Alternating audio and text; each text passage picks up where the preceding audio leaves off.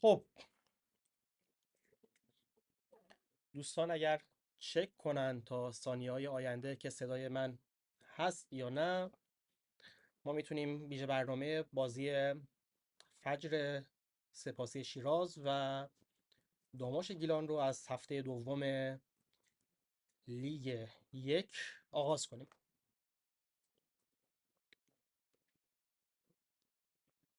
گویا صدای من هست ولی کمه فکر میکنم، حالا یا شایدم نه. خوبه دیگه، صدا خوبه. خیلی خوب. عرضم به خدمت شما که در خدمت شما هستیم با ویژه برنامه بازی دو تیم فجر شهید سپاسی شیراز و داماش گیلان از هفته دوم لیگ یک.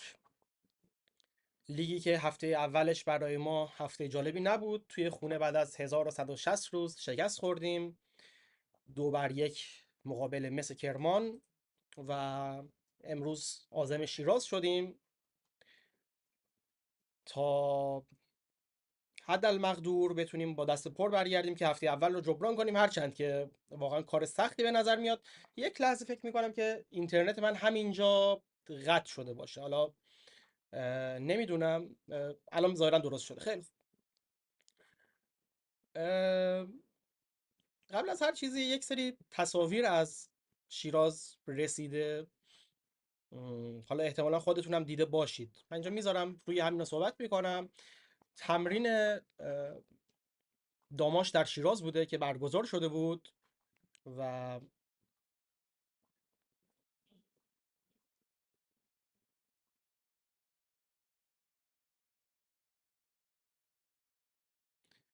و تمرینی که تو شیراز داشتیم، امین متوسل زاده هم سر تمرینمون رفته بود، بازیکن اخلاق داماش. امین متوسل زاده واقعا خیلی بازیکن عجیب و غریبی هم بود. من یادم اون زمانی که رشت بود مثلا برگزار میشد، میرفت مثلا تو نمایشگاه کتاب شرکت میکرد. دوستان اگر من این نکته رو هم خدمت دوستانی که توی اینستاگرام دارن این برنامه رو میبینن بگم. عزیزانی که توی اینستاگرام هستید، ما به دلیل مشکلاتی که توی اینترنت داریم و عدم پایداری واقعا اینترنت، این پخش رو فقط از صفحه یوتیوب می‌خوایم داشت. اگر تا این لحظه صفحه یوتیوب ما رو سابسکرایب نکردید، همین الان برید توی کانالمون توی یوتیوب، وارش youtube.com/وارش، و کانال ما رو سابسکرایب کنید. بازی رو قراره که از یوتیوب پخش کنیم، ولی این صحبت های اولیش رو به هر حال بازی رو ببینید. یعنی اگر اینترنتتون مشکل داره میتونید روی کیفیت پایینتری بذارید، یا اگر به اینترنت با پهنای باند بالاتری دسترسی دارید میتونید کیفیت تصویرتون رو بالا ببرید و کلا مزایای زیادی داره دیگه. من اینترنت هم اینجا داره قطع میشه، اینو واقعا اینو اگه آنتندهش رو نوسان داره. حالا امیدوارم سمت فقط چیز که رفتیم قضیه بهتر شه، سمت یوتیوب که رفتیم قضیه بهتر شه. ولی اینجا دارم میبینم که به هر حال اختلالاتی ما توی اینترنت داریم و کاریش هم واقعا نمیشه کرد دیگه. شما خودتونم شاید بهتر بدونید در مورد وضعیت اینترنت. قطع میشه چرا؟ من اینجا میبینم که افت کیفیت داره. داشتم عرض میکردم بازی رو ما امروز از یوتیوب قراره پخش کنیم. اینجا اومدم یه سلام علیکی با شما داشته باشم، در مورد بازی صحبت کنم، ولی بازی قراره که از یوتیوب پخش بشه. لینکش هم توی بایو پیج هست. فقط این نکته رو هم خدمتتون عرض کنم که لاین اپ بازی هم توی پیج منتشر شده. من خودم هم یک طور براتون میخونم اسامی بازیکنایی که امروز در ترکیب اصلیمون هستن. اشکان توانا، مجتبی بیژن، آزاد جعفرزاده، سعید طالبی، ام بساطی، قلی بیگی، رستمی، پورقنبری، کندل، خیری و نجات، و به سرمربیگری سیامک فراهانی. این ترکیب اولیه ماست. به اون صورت هم دستخوش تغییرات نشده به نسبت بازی قبل، شاید اصلا تغییر نکرده حتی.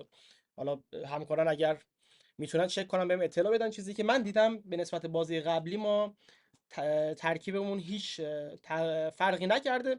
یه نکته بامزه حالا خدمتتون بگم، حالا نمیدونم چقدر براتون جذابیت داشته باشه. من دیشب از هوش مصنوعی بینگ خواستم که بیاد این دو تیم فجر شهید سپاسی و داماش رو تحلیل کنه و هوش مصنوعی پیش بینی کرده که بازی 1-1 میشه. حالا باید ببینیم که چه اتفاق میفته، آیا واقعا این اتفاق میفته یا نه. من فکر میکنم که تساوی توی خانه حریف برای ما به هر حال میتونه نتیجه خوبی هم باشه. اه، از دوستان خواهش میکنم، حالا الان که البته خیلی مونده، ولی هر زمان که تصویر اومد به هم اطلاع بدن. دوستانی که اه، پشت لپتاپ تشریف دارن، اگر هر وقت تصویر اومد بی زحمت بهم اطلاع بدن. بازی شروع شد، بازی رو معمولا اون دقیقه 2-3 حتی شروع میکنه، یعنی چند دقیقه از بازی میگذره معمولا، بعد شروع میشه. امیدوارم که به هر حال اینترنت امروز یاری کنه، ما بتونیم یه بازی خوبی رو براتون پخش کنیم. عرض می‌کردم خدمتتون بازی امروز فقط در نظر داشته باشید که از یوتیوب وارش اسپورت پخش میشه و ما به زودی لایو در اینستاگرام رو قطع می‌کنیم به دلیل تمام مشکلاتی که خودتون میدونید که در وضعیت اینترنت وجود داره. واقعا سخته برامون که همزمان بخوایم از هر دو جا بازی رو پخش کنیم. یک جدول رو هم اگر من بخوام براتون بخونم، داماش خب الان در جایگاه دهم جدول قرار گرفته و فجر شهید سباسی در جایگاه 13. یه هفته رو پشت سر گذاشتیم، هیچ اتفاق خاصی نیفتاده، جفت این تیم‌ها باخت داشتن و دلیل اینکه داماش حالا بالاتر هم اینه که به هر حال یه گل زده داره، ولی فجر این گل رو نداشته، هرچند که فجر توی زمین خودش نبوده که بازی میکرده، توی زمین حریف بازی میکرده.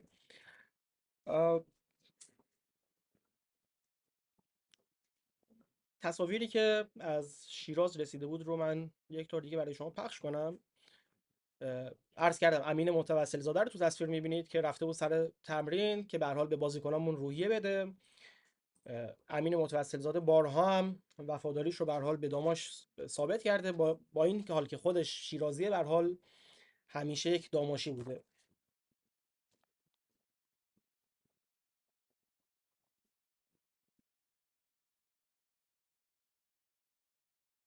خب گویا ترکیب یک تغییر جزئی داشته، گویا علیزاده از ترکیب خارج شده. این چیزیه که همین الان، آها، به جای علیزاده انبساطی به هر حال توی بازی هست. آره، به نسبت هفته قبل در واقع سیامک علیزاده آره خارج شده و انبساطی به جاش اومده. ترکیب هیچ فرقی نکرده، من اشتباه گفتم. یعنی با توجه به بازی که ما هفته پیش کردیم و حالا نتیجه که نگرفتیم، گویا سرمربی فعلا تصمیم گرفته که یک بازیکن رو جاش رو عوض کنه. تصویر از استادیوم هنوز نرسیده. دوستان اینستاگرام اگر سوال یا نکته ای نیست میتونید تشریف بیارید یوتیوب. اینجا رو دیگه داریم قطع میکنیم کم کم و توی یوتیوب در خدمت شما تا پایان بازی خواهیم بود و بین دو نیمه هم این صحبت ها رو ادامه خواهیم داد. دیگه ما توی اینستاگرام کار خاصی نداریم حقیقتا. این 27 نفر 30 نفر عزیزی که توی اینستاگرام هستن میتونید تشریف بیارید یوتیوب. این نکته رو هم عرض کنم، اگر حالا راحت تر هستید میتونید بازی رو از شبکه فارس، هم شبکه فارس یا شبکه شیراز، حالا اسمش نمیدونم چیه، از اونجا میتونید تماشا کنید و هر جوری که به هر حال خودتون ترجیح میدید میتونید بازی رو به همون شکل ببینید. ولی اگر تشریف بیارید توی یوتیوب وارش اسپورت، ما بین دو نیمه و بعد از بازی هم در خدمت شما خواهیم بود. مضاف بر این که در قسمت چت زنده ای که توی یوتیوب وجود داره در مورد بازی هم میتونیم با هم صحبت کنیم. یعنی به صورت زنده میتونیم با هم به هر حال یه جورایی بازی رو تماشا کنیم.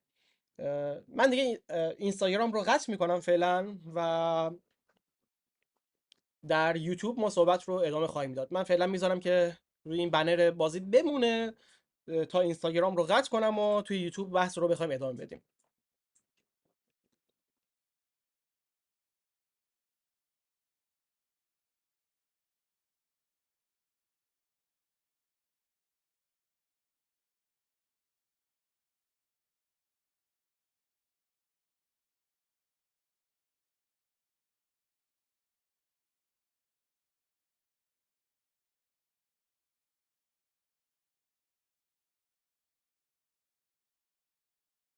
خب صدام قطع بود. سلام مجدد به تمام عزیزانی که توی یوتیوب دارن ما رو دنبال میکنن. امیدوارم که به هر حال در کنار هم اینجا بتونیم شاید یک بازی خوب باشیم. بازی ساعت 6:30. ولف گنگ عزیز. امید آزردم گفته دنیا فقط رشت. حسین نوشته داماش بارش باران و قلب. و رضا خسروی به امید موفقیت داماش. شما میتونید همینجا کامنتاتون رو بذارید. واقعا هم مهم نیست چند نفریم اینجا دور هم قراره که خوش بگذرونیم و دور هم این بازی رو تماشا کنیم، فارغ از اینکه جای دیگه ای پخش میشه یا نه. در واقع اون هدف اون دور هم دیدن است و صحبتایی که بین دو نیمه قبل بازی و بعد بازی میتونیم با هم داشته باشیم. اینترنت مملکت هم که خودتون بهتر میدونید به هر حال اصلا وضعیت جالبی نداره و امیدوارم که هیچ اتفاق عجیب و غریبی حداقل در بین پخش نیفته. هرچند اگر بنا به هر دلیلی هم پخش قطع شد، به گیرنده‌هاتون دست نزنید، این پخش ادامه پیدا خواهد کرد. یعنی اصلا نباید این نگرانی رو داشته باشید که مثل اینستاگرام تصویر کلا قطع میشه. همینجا توی لایو بمونید، تصویر به هر حال وصل میشه. ما هم تمام تلاشمون رو داریم میکنیم که تصویر وصل بمونه. ای کاش شما بودید و اینجا میدیدید. یعنی 1 2 3 4 5 6 7 تا لپتاپ داریم اینجا، 3 تا مانیتور، یه تلویزیون و چند تا گوشی و چند تا مودم. یکی داره طراحی میکنه، یکی داره خبرها رو می‌نویسه، یکی داره کارهای فنی رو انجام میده. تمام تلاشمون رو واقعا داریم میکنیم که به بهترین شکل ممکن بتونیم این بازی رو براتون پخش کنیم. من مجدد تکرار میکنم که بازی از شبکه فارس هم پخش خواهد شد. احتمالاً از 1 دقیقه آینده بازی بخواد پخش بشه، هرچند که تا این لحظه هیچ چیز در حال پخش نیست. حالا ممکنه کش هم شده باشه، یه خورده میتونید جلو هم بزنید. خواهش میکنم که اگر دوستاتون قراره جان، من نمیشنوم، اذان داره میزنه مثل که. خب باش، احتمالاً بعد از اذان قراره بازی پخش بشه دیگه، به هر حال طبیعیه. دیگه چه خبر دوستان؟ خوبید، خوشید؟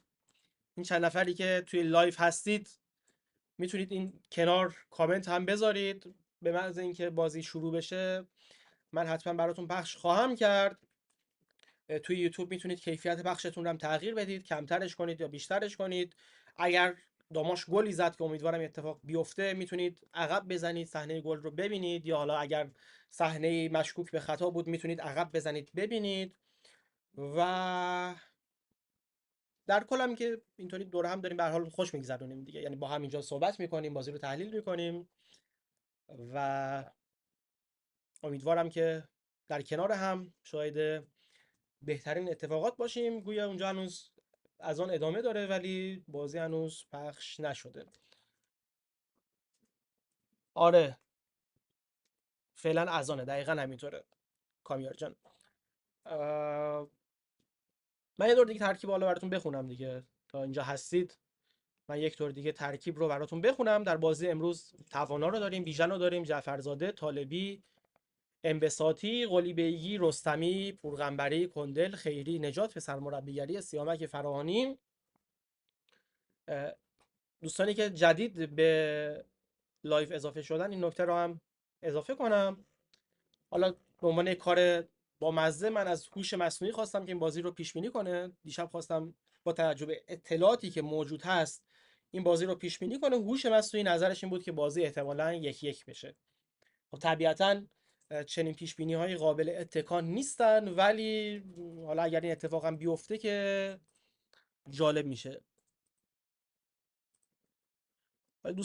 دوستی کامنت گذاشتن که عشق فقط سپید رود.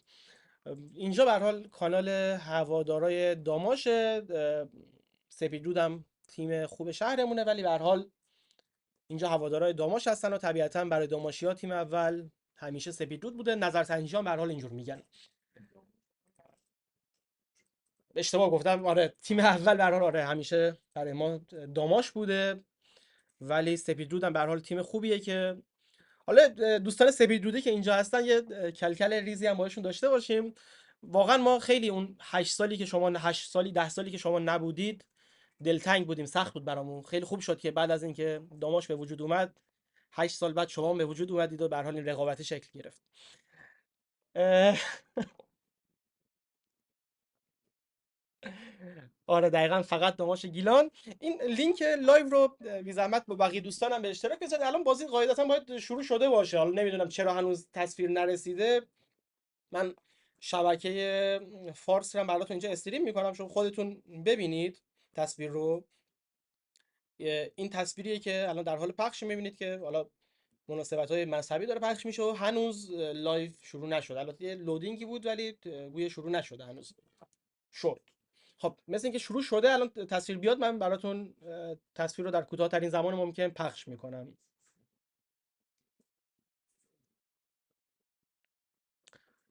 دوستان در حال وصل کردن است. البته هنوز اتفاق خاصی تو بازی نیفتاده، یعنی هنوز فقط برنامه ورزشیه که شروع شده. هنوز بازی خود بازی شروع نشده که طبیعتا یه چند دقیقه تاخیر هم داره دیگه. این حالا توی متن خبرم میتونیم لحاظ کنیم.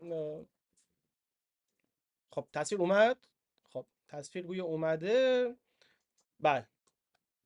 من دیگه صحبت نمی کنم که شما به هر حال صحبت گزارشگر رو بتونید بشنوید. بال فجر شهید سپاسی شیراز علی غلامزاده، در این دروازه حمید ملکی، کاپیتان سعید زاره، حامد بهیرایی، ابوالفضل بابایی، آرام عباسی، محمد آژیر، محمد علی کاظمی، عرفان پورافراز و محمدرضا فلاحیان، 11 مرد مهدی رجبزاده در این مسابقه فوق العاده حساس هستند. و در سمت دیگه و یاران سیامک فراهانی، داماش گیلان، یک دست آبی پوش، اشکان توانا، درون دروازه مجتبی بیژن، آزاد جعفرزاده، سعید طالبی، محسن انبساطی، سجاد قلیبگی، محمد رستمی، امید پورقنبری، عباس کندل، حسین خیری و پژمان نجات. یا چند دقیقه تأخیر آغاز خواهد شد. هنوز داوران مسابقه دارن طول دروازه رو چک میکنن و بازی آغاز نشده. تماشاگر خیلی خوبی هم اومدن به ورزشگاه حافظه شیراز و یک صدا دارن تیم فجر رو تشویق میکنن. نیمکت دو تیم هم بگم خدمتتون در حال چهره ابوالفضل بابایی رو در تصویر گیرنده تلویزیون تماشا کردیم. برای تیم نیمکت فجر احمد مهرانی، محمد امیدفر، سعید ایران‌ها، علیرضا سعدی‌پور، علی نجفی، احمد نیمکت فجری‌ها هستند. در حال سرمایه‌گذاری مهدی رجب‌زاده، رسانه‌ام رضا خادم هست. برای تیم داماش سعید دلاور، مسعود پور محمد، رضا پور محمدی، سید حسین حقشناس، امین محمد سیمانپور، آرمان لطف‌خدا، رضا زاهد تبار و امیرحسین یوسفی هم نیمکت داماش هست. سیامک فرانی سرمربی و محمد حمیدی هم مدیر تیم داماش گیلان خواهند بود. از ثانیه‌های دیگر عباس راکی، توپ داوری هم بگم خدمتتون، عباس راکی از استان خوزستان، کمک اول فرزاد شیرمردی از هرمزگان. از همین لحظه سوت زد آقای راکی، بازدهنده فجیعاست زده. و داور چهارم هم محمد علی صلایی از خوزستان، ناظر داوری اسماعیل عامری که بیشتر هم زیاد اومده. حالا مقدری فجیعه بزنیم، مقدری فج بود، یه لحظه که توپو دورش کردن.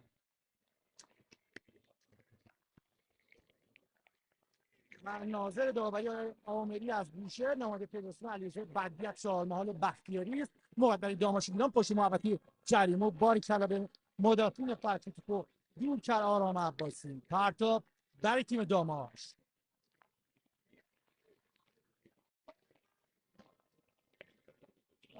عباس کندل پرتاب خواهد کرد. یک سال دارن تیم فجر رو تشویق میکنن. هواداران خوب دوست داشتنی فجر شهید سپاسی شیراز. بازی همزمانی هم در چارچوب رقابتی لیگ دسته یک برگزار خواهد شد و برگزار میشه امروز. من در طی بازی همزمان خدمتتون عرض خواهم کرد که این هفته رخ خواهد داد که در اختیار میگیره غلامزاده با ملکی، محمدرضا فلاحیان، آرام عباسی در خط دفاعی. فلاحیان توپو در اختیار داره. در بازی همزمان دیگر نماینده استانمون تیم خوب شهرراز شیراز هم تا دقیقه 80 با آریو اسلامشهر 1-1 مساوی دریا کاسپیان بابل هم 1-0 خورده است. مثل سنگون بازی تموم شده و خیبر و مثل شهر بابک 0-0 شهرداری آستار نفت مسجد سلیمان هم 0-0 مثل کرمان و نفتگاز گچساران 0-0 مساویان. تا دقیقه 60 هم نه تا دقیقه 6 هم که فجر شهید سپاسی داماش 0-0 و خلیج فارس ماهشهر و پارس جم هم هنوز بازیشون در استان خوزستان و ورشگاه قدیر اهواز آغاز نشده اون مسابقه. فقط یه بازی هم زده انضباطی خوش طلایی ساوه سایپا واسه سعید بسیط سایپا در سایپا خبرگزاری اومده و ببینیم چه اتفاقی در اون مسابقه رخ داده که بازی سعید بسیط سایپا اعلام شده. از همین ابتدای مسابقه توپ در اختیار داماشیاست و بازی رو آروم کردن و اومدن که فشار فجر رو تحمل کنن. در همین ابتدای مسابقه کندل، یه لحظه ملکی، عباس کندل پرتاب برای تیم فجر. هفته قبل داماش در شهر استان گیلان بازی 2-1 به مثل کرمان باخت. حسین خیری ترکل داماشی‌ها رو زد و فجر شهید سپاسی هم در یه بازی خیلی برتر، یعنی واقعا از دقیقه 15 بعد زمانی که مسجد سلیمان موفق شد در بازی فجر در این شوت شاید به قول فوتبالیا شانسی، دیگه بعید میدونم از این شوت ها زده بشه در فوتبال، برای تیم نفت مسجد سلیمان خیلی بازی رو تلف کردن، وقت بازی رو زیاد تلف کردن و اون بازی که فجر میتونستن 6-1 5-1 ببرن بازی رو متاسفانه باختن و مهدی رجبزاده هم امیدواره که در این دیدار تیمش نتیجه کامل رو بگیره. یه پاس برای فجریا و توپ که از کنار دروازه رفت بیرون و ضربه دروازه رو دروازه‌بان تیم داماش گیلان اشکان توانا خواهد زد. در خط دفاعی آزاد جعفرزاده، یه لحظه اومد رو پاش ابوالفضل بابایی بود، نمیدونم خطا رو گرفته راکی یا نه. پرتاب به سود داماش گیلان هست. فشار بیاره تیم فجر همین ابتدای مسابقه اگه میخواد در همین دقایق ابتدایی دروازه داماشی رو باز کنه. یه موقع برای تیم داماش زمین زد خودش باز کنه. داماش که امید پورقنبری بود و توپ در اختیار فجیاست و حمید ملکی توپو در اختیار داره. در خط دفاعی محمد آژیل، فلاحیان سمت راست، آرام عباسی، غلامزاده، حمید ملکی توپو در خط دفاعی سمت چپ در اختیارش داره. سمت راست توپ در اختیار فجر است. تماشاگران میکسا دارن تیم فجر رو تشویق میکنن. ببینیم تیم فجر میتونه در این دیدار موفق باشه. انشالله که همین اتفاقا بیفته و تیم فجر سه امتیاز کامل این دیدار رو در شیراز بگیره و امید به بازی بعدی داشته باشه. بابایی فراری مرگباری داره ابوالفضل بابایی. لحظه دست داور بالاست آفساید ابوالفضل بابایی رو گرفت. بازیکن ریزنقش و خطرناکه، توپ برسه بهش دیگه از کوچکترین فرصت ها استفاده خواهد کرد. بابایی بلند میفرستن.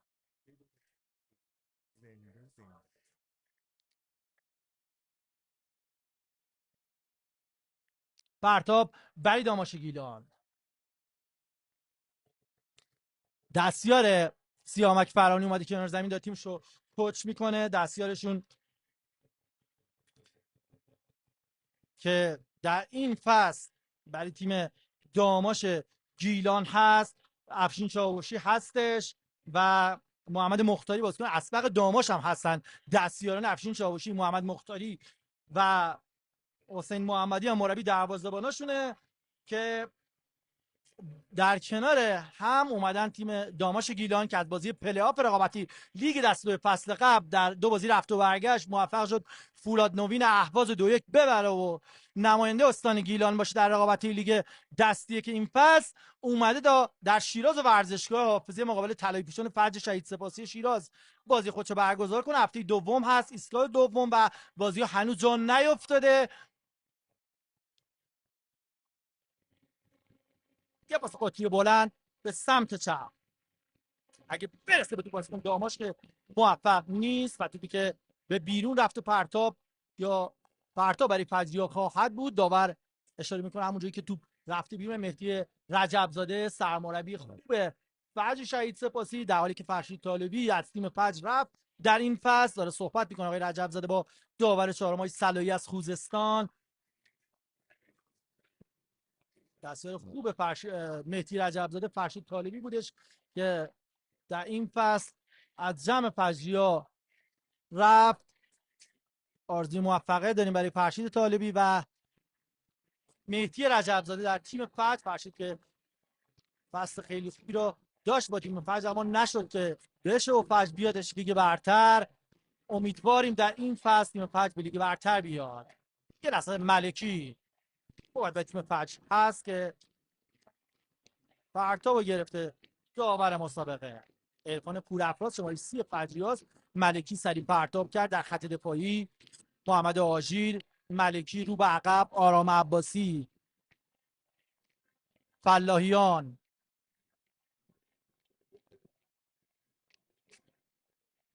رو به عقب، غلامزاده. دروازه‌بان این فصل فجریا حمید ملکی، پورافراز، آرام عباسی، عباس بوازار. خطا به سود فجریا دقیقاً روبروی تماشاگران خطا کرد بازیکن داماش و محمد علی کاظمی بود که روی زمین افتاد. شماره 26 فجریا خطا رو گرفته آقای راکی. بلند میشه کاظمی و به بازی برخواهد گشت. اینجا ببینید زد پاش از پشت، زد پای کاظمی و خطا به سود فجریا. کاظمی ضربه رو خواهد زد. این چهره کوتاه بلند میفرستند در محوطه جریمه. ضربه سر بابایی، یه لحظه ساوان توپشو با ضربه سر و توپ که در اختیار گرفت توانا. دروازه‌بان داماش گیلان در خط دفاعی آزاد جعفر، محمد رستمی، حسین خیری. 44 تیم داماش حسین خیری است که زنگی تایید گلش مقابل مثل کرمان هم بوده در هفته قبل. یعنی دستیار پرتاب برای تیم داماش. امیدواریم داماش حداقل مثل نفت مسجد سلیمان بازی نکنه در این مسابقه و تأخیر نداشته باشه در روند بازی جوان مردانه داشته باشن. هرچند که میگم داماش تیم خیلی خوبیه، تیم ریشه دار قدیمیه و امیدواریم یه بازی جذاب است. هر دو تیم شاهد باشیم. کاظمی پرتاب خواهد کرد برای تیم فجر. پرتاب از چند جلوتر برای فجر خواهد بود. همینجوری تماشاگر میاد به ورزشگاه حافظیه. مهدی رجب زاده کنار زمین داره تیمشو کوچ میکنه. ورزشگاه حافظیه میتونه بازی بعدی برای فجر هواداران زیادی به ورزشگاه بیاره. موقع برای تیم فجر سمت راست میتونه بریزه روی دروازه. یه واسه مقابلش موقع هست برای تیم فجر رفت در محوطه جریمه. موقع برای تیم فجر یک دو قشنگ موقعیت برای فجر سپاسی و وای چه توپی رو کوبون به پای بازیکن داماش و چیزی نمونده بود دروازه تیم داماش در دهمین دقیقه باز شه. اگه تصویر اصلا با هم ببینیم فکر کنم کاپیتان سعید زاره بود. این یک قشنگ سعید زاره سری کار کردن فجریا. یه لحظه پشت محوطه جریمه و موفق نیست و بهیرایی و پرتاب برای داماش. دوستان اگه تصویر اصلا رو بدن حتما با هم خواهیم دید. موقعیت خیلی خوب اینجا ببینید. یه حرکت قشنگ سعید زاره بود، یک توش قشنگ گرفت. سعید خواست بده بیرون و کاتبک نشد و توپ راهی کرنر شد. پرتاب برای داماش گیلان. مجتبی بیژن پرتاب خواهد کرد.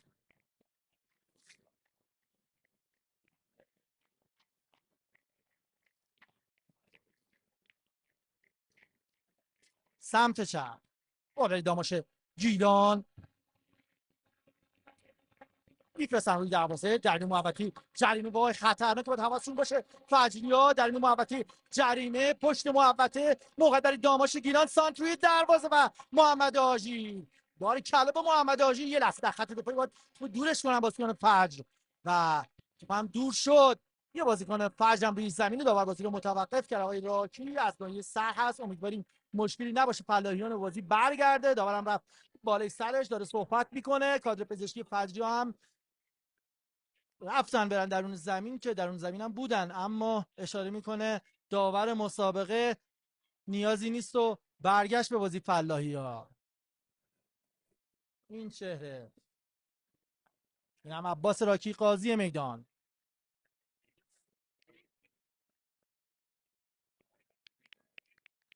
بازی فجریا یا توپ در اختیار داماش قرار خواهد داد داور مسابقه.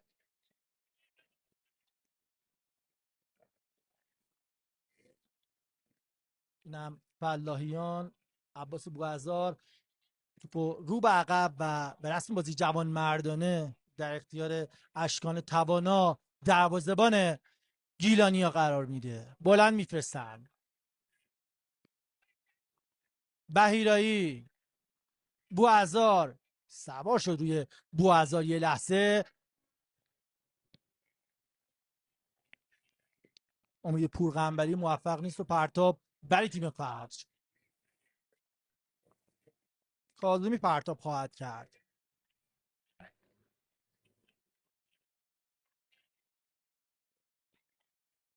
کوتاه آرام عباسی. ملکی با پای چپ مثلا خیلی خوب برای بابایی، اگه بگیره تو ابوالفضل بابت میشه خوب برای فجر خواهد بود. یه لحظه بابایی و موفق نیست در اون سمت بازی کنه. فجر تو میانه میدان در اختیار فجریاست. یه لحظه خطا به نظر میرسه، خطا هم گرفته داور مسابقه. ملکی خواست سری بازی رو آغاز کنه، داور بازی رو متوقف کرد. حمید ملکی اشاره میکنه عقب‌تر بره بازی کنه. داماش رو به عقب. محمد آژیر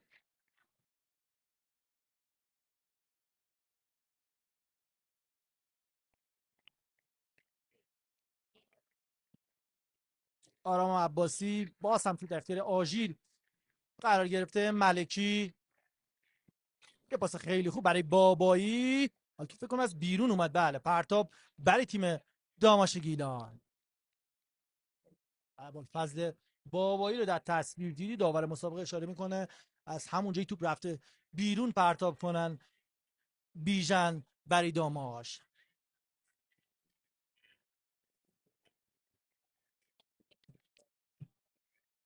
یه سرم بریم به رقابتی لیگ دستی یک، بازی همزمانی که برگزار میشه.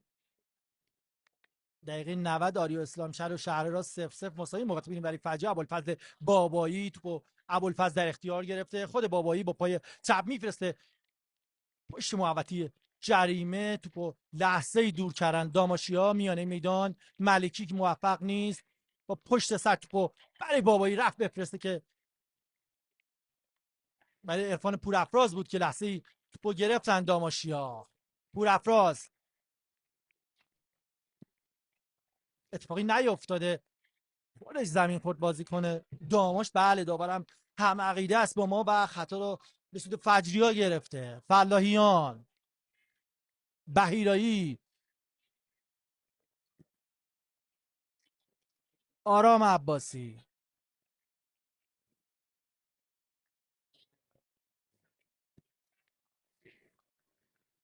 همون نتایجی خدمتتون عرض کردم هیچ تغییری نداشت. دقیقه 90 هست. امیدواریم تیم شهرراز حداقل تو تیم آریا اسلام شهر نتیجه خیلی خوب بگیره. همین مساوی هم انشالله که تا انتهای مسابقه دوست داریم ببره. حالا نتیجه مساوی هم موندهش انشالله تا آخر بازی باشه و با یک امتیاز خوب تیم این موقع برای تیم داماش گیلان و توپی که خیلی خوب محمد آژیر به بیرون زد. این چهره محمد آژیر. صدمه خطرناکی دارن داماشیا، باید حواسشون باشه واسه فجر.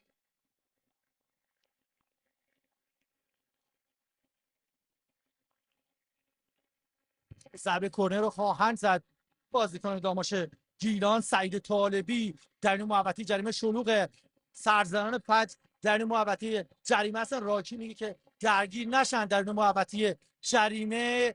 ضربه کرنر خواهد زد. طالبیان بلند میفرسته، خطرناکه و باری کلا به مدافعین فجر دورش کردن. لحظه ای باز هم داماشیا پشت محوطه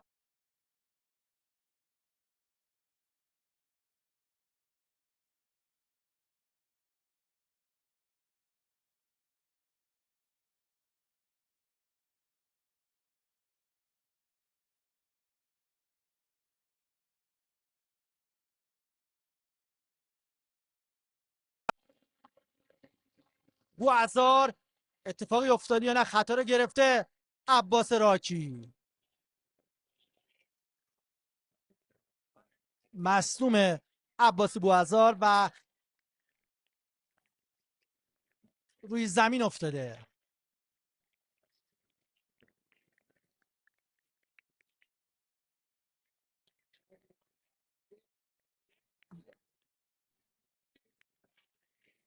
اشاره میکنه حالا کادر پزشکی بیان درون زمین. کاپیتان سعید زاره با مهدی رجبزاده داره صحبت میکنه.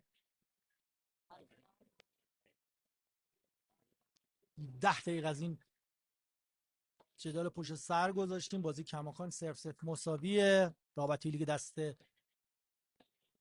یک ایستگاه دوم ورزشگاه حافظی شیراز در 19مین روز از این مهدی رجبزاده پشت به تصویر، سرمربی خوب فجر شهید سپاسی. ببینیم در این فصل چی خواهد کرد مهدی رجبزاده. یه استان منتظره که تیم فجر شهید سپاسی بیادش لیگ برتر، جاشم خالیه. امیدواریم همه دست به دست همه مسئولین و همه هر دو نمادی استان رو هواشون داشته باشن، حمایت کنن. انشالله تیم‌ها در انتهای فصل حداقل ما یه نماینده تو لیگ برتر داشتیم. اینا هواداران خون گرم و دوست داشتنی که از ابتدای مسابقه تا الان دارن تیم فجر تشویقش میکنن. یک صدا انصافا خوب اومد. تماشاگر و ورزشگاه حافظی دوستان دارن تصویر رو نشون میدن و اینم غنیزاده هست دستیار مهدی رجبزاده باش صحبت میکنه. بابایی رو فرا خوند رجبزاده. بازی هم هنوز آغاز نشده. بوعزارم میاد بیرون. امیدواریم مشکلی نباشه برای این بازیکن و بازی برگرده. حالا بازی از سر گرفته میشه.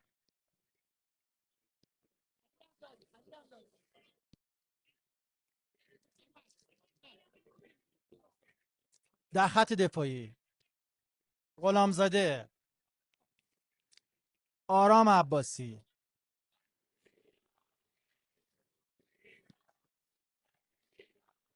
پرس خیلی خوبی داشتن داماشات این لحظه که 19 دقیقه از این مسابقه رو پشت سر گذاشتیم. حالا ببینیم چه لحظه شکننده خواهد بود و برای تیم داماش و فجریا به گل برسن.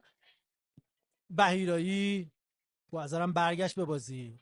اتفاقی نیفتاده، پرچم نزد، کمکش در حالی نزدیکم بود. کمک آقای راکی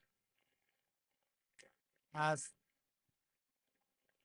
استان هرمزگان، آقای شیرمردی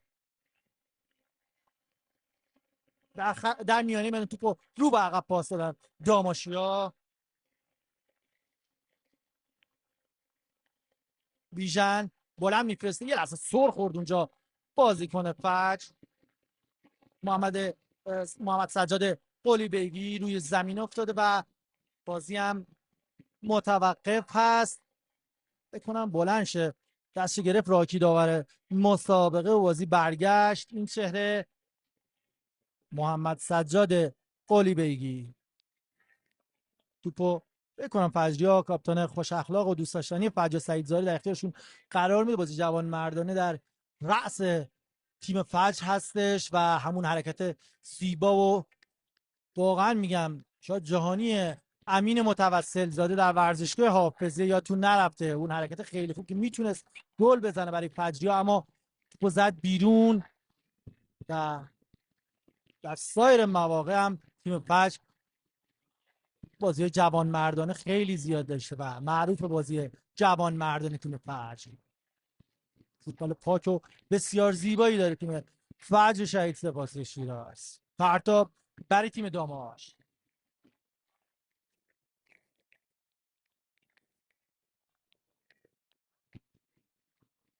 پرتاب کنن داماشیا. محسن انبساطی خطی پرتاب داور گرفته، کمکش هم نگرفتش. پرتاب برای تیم فجر. کاظمی پرتاب خواهد کرد.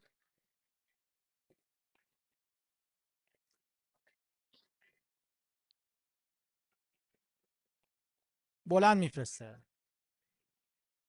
پرتاب از چند متر جلوتر برای فجریا خواهد بود. بازم کاظمی پرتاب خواهد کرد.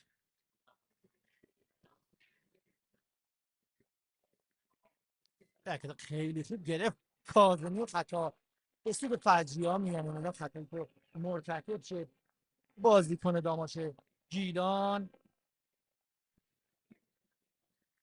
اینم هواداران خونگرم فجری آزاد در ورزشگاه حافظ شیراز در 19مین روز از شهریور ماه 1402.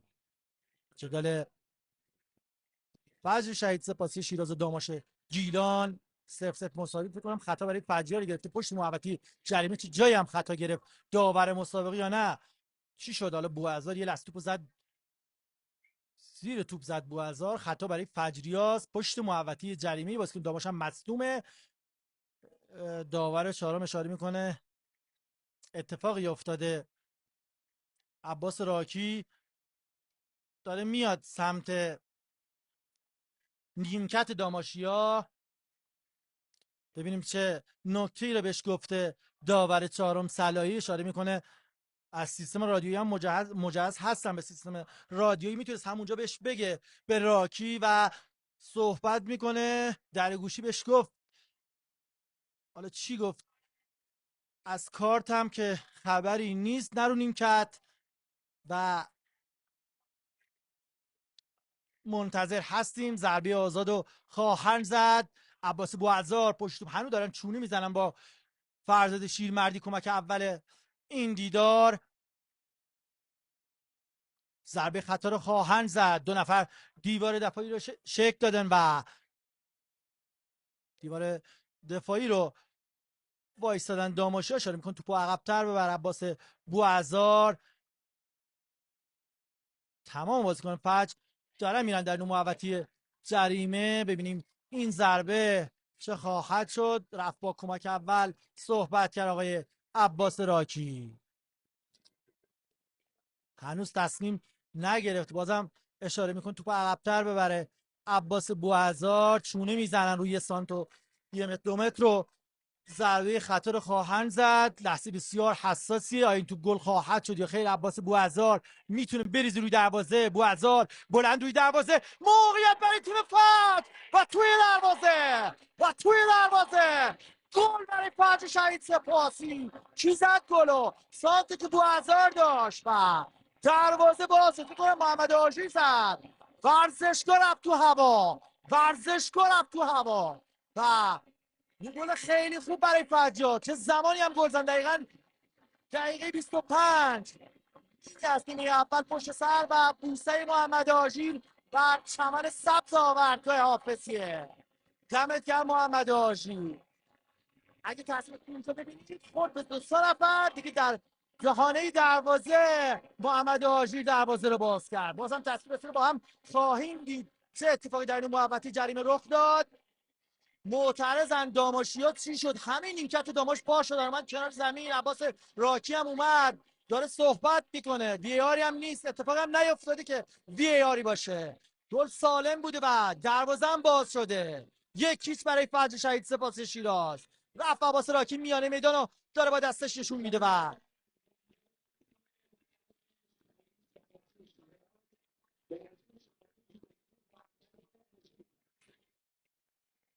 با هم ببینید اتفاقی که نیافتاد. اگه افتاده باشه بازیکن خودشون به هم خوردن. اینجا ببینید محمد آژیر دیگه درون رو خط دروازه جلوتر دروازه‌بان دروازه رو باز کرد. 1-1 برای فجریا. بازی هم از سر گرفته خواهد شد. خدا رو شکر نیمکت داماش همشون رفتن رو نیمکت و بازی هم از سر گرفته میشه. 1-0 برای فرج شهید سپاسی. یکم آروم شد مهدی رجب زاده. سانت قشنگ عباس بوعزار و توپی که اونجا رد شد از همه در دهانه دروازه. یه بغل پای خیلی خوب زد محمد آژیر و خوشحالی را به ورزشگاه حافظیه و بینندگان عزیز پای گیرنده تلویزیونی آورد. بلند میفرسته ابوالفضل بابایی. فرار ابوالفضل بابایی میتونه مشکل ساز باشه برای تیم داماش. باز هم درگیری. این شماره 11 محمد سجاد قلی بیگی هست. درگیر شد یه لحظه با بازیکنان فجر، فکر کنم با فلاحیان هست و محمد آژیر باش صحبت کرد. بازی هم از سر گرفته میشه در خط دفاعی. حسین خیری، آزاد جعفرزاده، خیری سمت چپ. یه لحظه میانه میدان توپو لحظه ای گرفت سعید طالبی سمت چپ. مقدری داماش گیلان هست با حواستون باشه بازیکن فش خطرناکه. خطا رو اون سمت گرفته برای تیم داماش عباس راکی. استیلش ما رو یاد علی خسروی میندازه، داور سالهای نچندان دور فوتبال کشورمون. عباس راکی. مهدی رجب زاده با نیمکتشون داره صحبت میکنه. ضربه خطا رو خواهند زد تیم داماش گیلان. افشین چاوشی، محمد مختاری کنار زمین. افشین چاوشی رفت نیمکت. دستیار سیامک فران بازیکن افشین همین داماشو سپاهان اصفهان. ضربه آزاد برای تیم فوتبال داماش. بلند می‌کشن درون محوطه جریمه. وای چه توپی از کنار دروازه خطرناک رفتش بیرون. شانس بود یه لحظه با پشت سر توپو زد از کنار دروازه شکل نفسگیری رفت بیرون. تصویرات رو با هم خواهیم دید. اینجا ببینید با پای راست ریخت روی دروازه و اینجا خطرناک رفت. خدا رو شکر به خیر گذشتیم صحنه.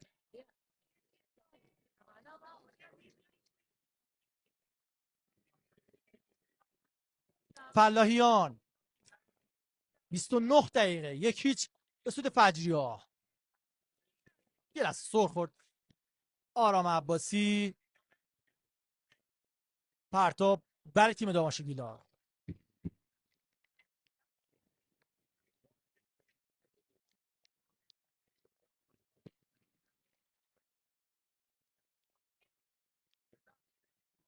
یه لحظه توپو گرفتم بازیکن فجر. بوعزار توپو میانه میدون حرکت قشنگی توپو در آورد. بوعزار موقع پس برای تیم فجر رو زمین هم افتاده. عباس بوعزار موقع برای تیم فجر. ابوالفضل بابایی و پرتاب برای تیم فجر. امیدواریم مشکلی نباشه برای بوعزار و آقای راکی. یه لحظه رفت سمت بوعزار هم بلند شد عباس بوعزار.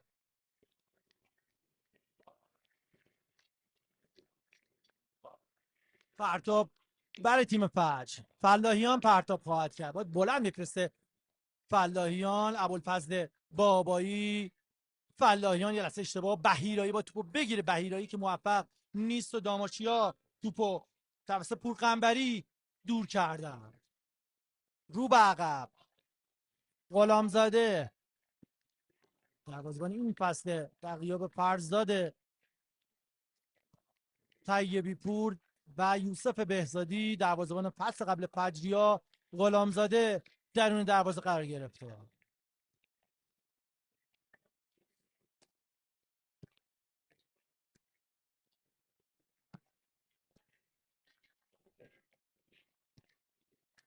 میانه میدان بهیرایی. کاپتان سعید داره چخشه خیلی خوب از سعید بهیرایی سمت راست دو خیلی خوب با فلاحیان. مقدر تیم فجر هست باید بریزه روی دروازه. فلاحیان یک تو با کاپتان سعید. مقدر تیم فجر سانت روی دروازه. سعید باز هم فرستاد. پنالتی است یا نه؟ نه خبری از پنالتی هم نیست. یه لحظه تو حالا تصویرات رو با هم خواهیم دید. یه لحظه فکر کنم تو برخورد کرد یک از دست مدافعین داماش گیلان. تصویرات رو با هم خواهیم دید. حتما دوستان وقت داشته باشن تصویرات رو برامون خواهند گذاشت و تصویر رو با هم میبینیم. هنوز که در اختیار فجریاست در خط دفاعی. فلاحیان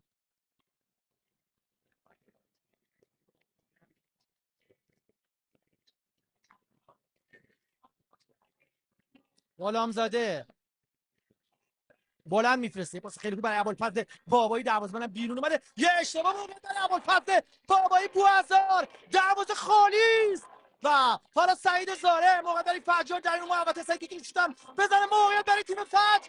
ابوالفضل بابایی داشت همه رو جا میذاشت. ابوالفضل بابایی باید سری میزد ضربه‌شو. بابایی سان توی دروازه، یک ضربه سر و توپی که در اختیار گرفت دروازه‌بان توانا. ضربه سر بازیکن فجر رو که در اختیار گرفت، ضربه‌ای که خیلی خوب زد پورافراز. فشار آورد تیم فجر.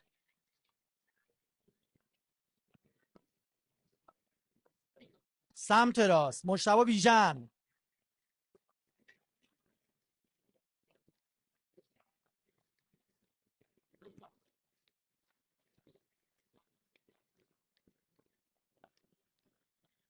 یه پاس بلند و توپی که دور کرد آرام عباسی. بهیرایی یک تو خیلی خوب با کاپیتان سعید زار. سعید خیلی خوب کار کرده در این مسابقه.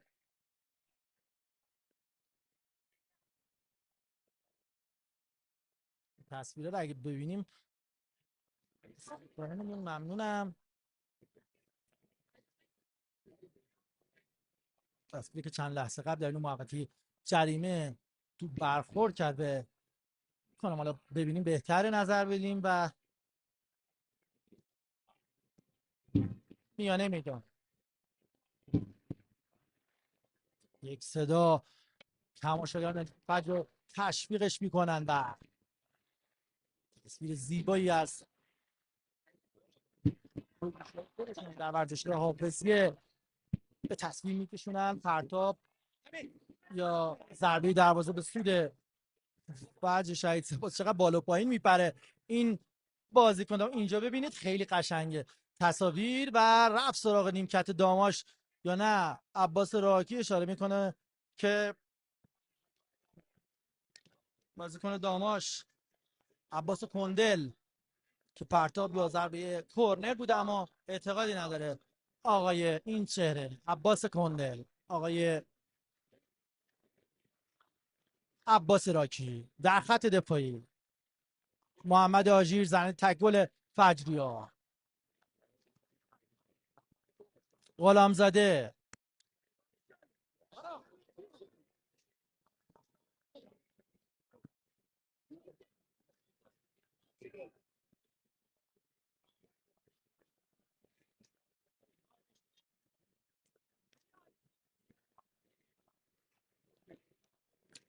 پرتاب برای تیم داماش.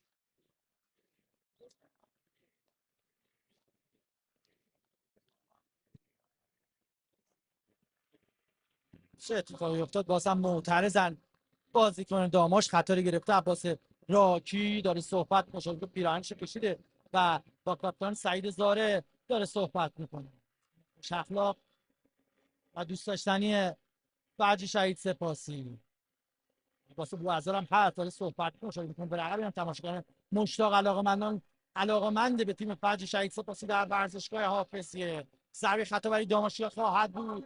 سوت کرک کننده هواداران دا فجری حاضر در ورزشگاه حافظیه. ضربه خواهد زد. موقع برای طالبی با پای راست بلند میفرسته. غلامزاده بگیر توپو که گرفت توپو غلامزاده. باری کلا توپو در اختیار مصدوم هم هست. عباس راکی هم بازی رو متوقف کرده و روی زمین هست. غلامزاده اشاره میکنه که قادر نیست به بازی فعلا ادامه بده و کادر پزشکی دارن میان در زمین.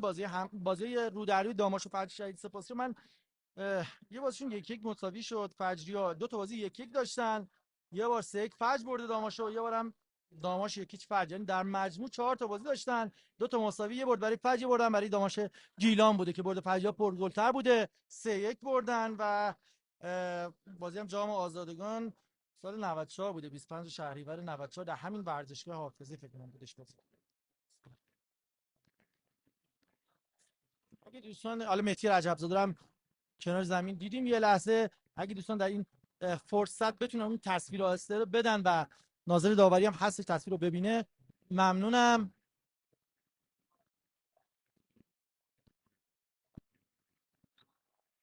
این هم صلاحی داور چهارم این دیدار از استان خوزستان در خط دفاعی.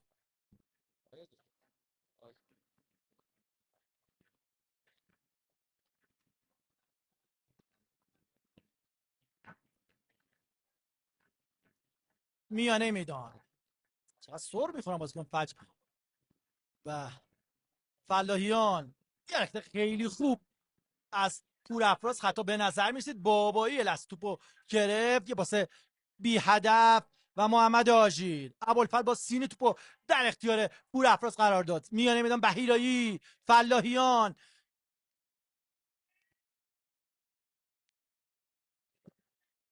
یه لحظه رو به عقب، محمد آژیر، حمید ملکی،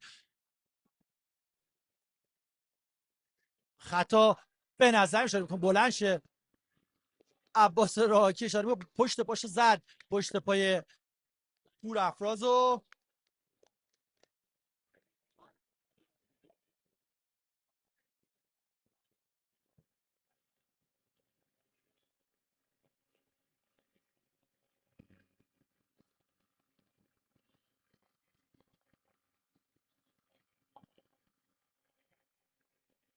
یه موقع در تیم فجر فلاحیان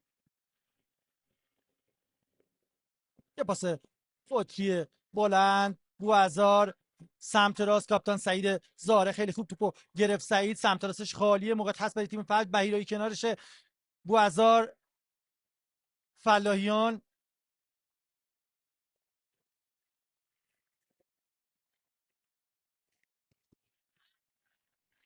رو به عقب، غلامزاده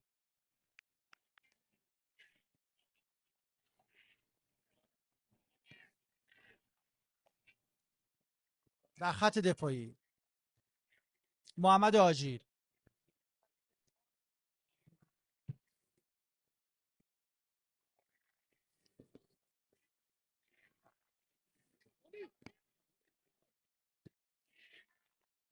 در اختیار فجریاس و در خط دفاعی توپو در اختیار بهیرایی، حرکت قشنگ از فجریا، موقع هست برای تیم فجر سمت راست، بوازار پشت محوطه، کاپتان سعید زاره یک دو خیلی خوب برای فجریا نگرفت توپ در لحظه آخر در محوطه جریمه.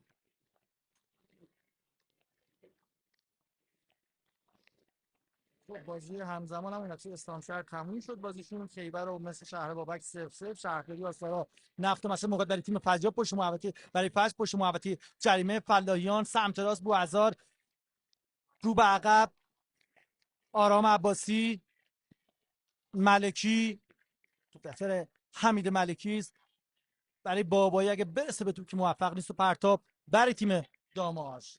شهرداری آستار نفت مسجد سلیمان 0-0 پایین نیمه اول، مثل که ما نفتی گازی گستان هم نیمه اول پایانش 0-0 دقیقه 40 مسابقه فجریه با داماش هم 0-0 یکی فیصل فجر و خلیج فارس و ماشر فارس هم به ساعت 19 آغاز میشه. هنوز این مسابقه نتیجهشو رو سایت ها نزدن که بگم خدمتتون. و تیم دریا کاسپیان بابل هم یکیچ به تیم تازه صعود کننده به لیگ دسته یک مثل سونگون باخته بازی رو. هوش طلایی سایپا هم گفتم نتیجه 3-0 هست به سود سایپا. حالا زده انضباطی، ببینیم چه اتفاقی در اون مسابقه رخ داده، نیومدن هوش طلایی یا هر اتفاقی که در اون مسابقه رخ داده بعداً مشخص میشه. میانه میدان محسن انبساطی، مجتبی بیژن،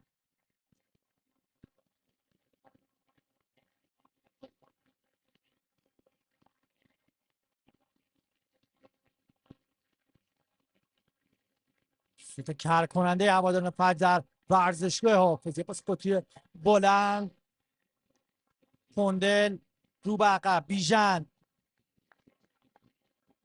واقعا کارکننده است تو هواداران فجری و تشویقشون خیلی خوبن این هواداران. انشالله که با حضور این هواداران خونگرم حاضر در ورزشگاه تیم فجر نتایج خیلی خوبی بگیره. دیگر نماینده استان شهرآز گفتم 1-1 مساوی کرد با 2 امتیاز. فعلا تا پایین هفته دوم قرار گرفته. فجرم تا این لحظه که 1-0 بردن و 3 امتیاز کاملی مسابقه رو تا این لحظه گرفتن. امیدواریم تا انتهای مسابقه هم دست نخورده باشه و تیم فجر موفق باشه در این مسابقه. یه لحظه هول داد بازیکن فجر رو، خطا به سود تیم فجر، خطا روی عرفان پورافراز. آقای راکی قاضی میدان. بهیرایی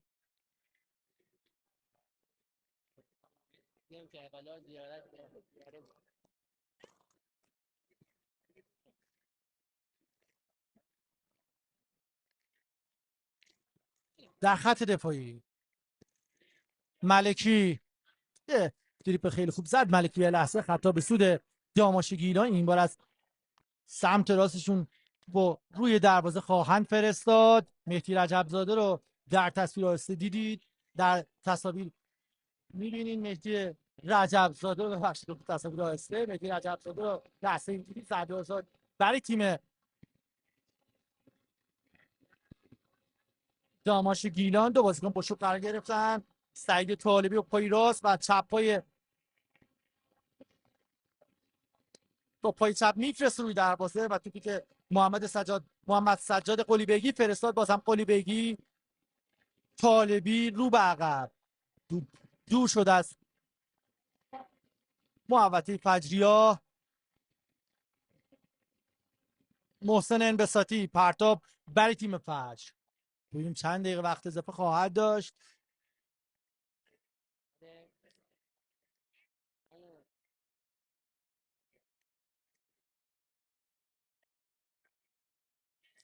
پرتاب برای تیم فجر.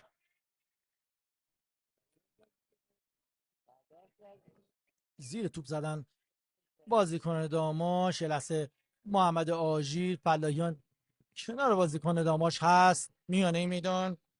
محمد رستمی رو به عقب.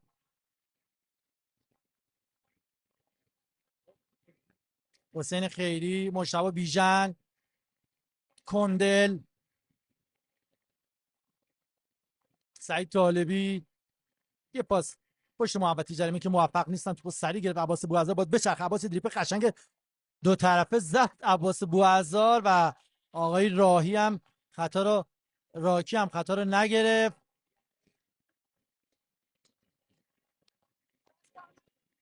برای داماش که پرتاب گرفته برای داماش گیلان.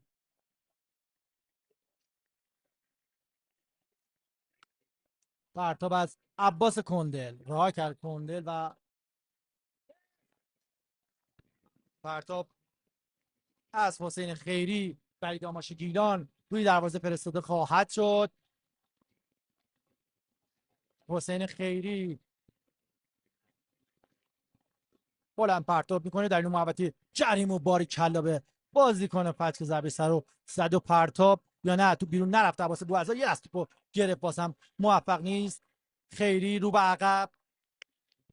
انبساطی، مجتبی بیژن 4 دقیقه وقت اضافه گرفت. های صلاحی داور چهارم از استان خوزستان بلند میفرسته سمت راست. اگه بگیره تو که موفق نیست و کندل و پرتاب برای تیم فجر. 4 دقیقه وقت اضافه از این لحظه وقت داریم تا انتهای نیمه اول.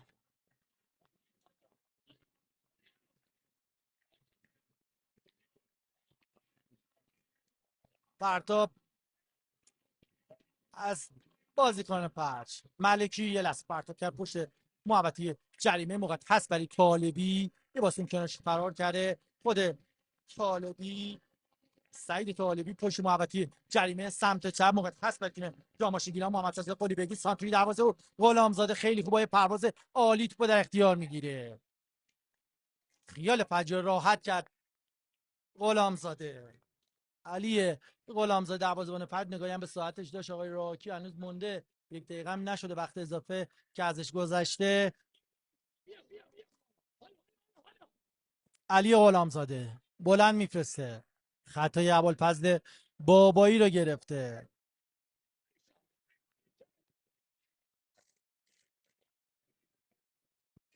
خیری، مشتبه بیژن، جاشون عوض کردن بیژن و خیری. یه لحظه اومد سمت چپ. حسین خیری،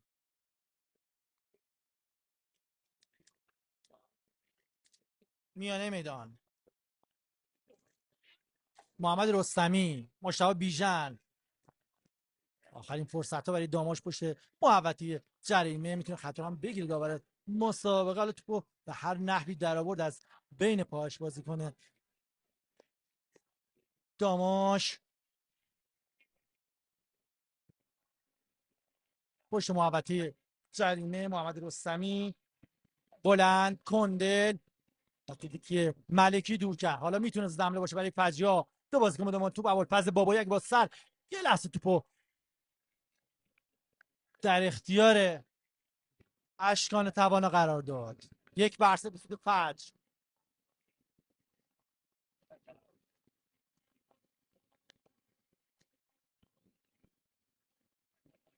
سمت چپ محسن انبساطی، آخرین فرصت برای داماش گیلان.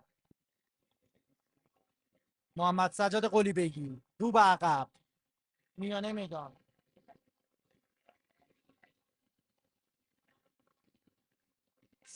و توی که کاپتان سعید زاره دورش کرد.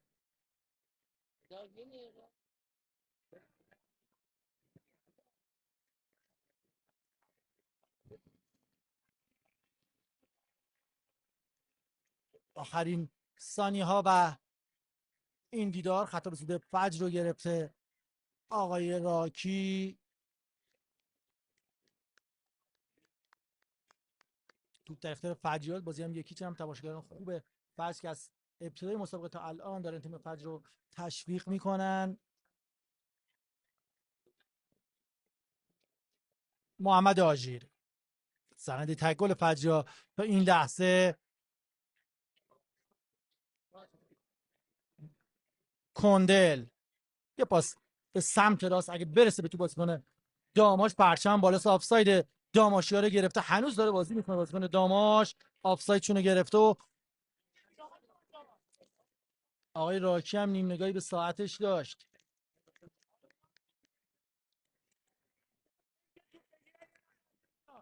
سوت پایان مسابقه رو به صدا در اومد آقای راکی و بازی 0-0 مساوی.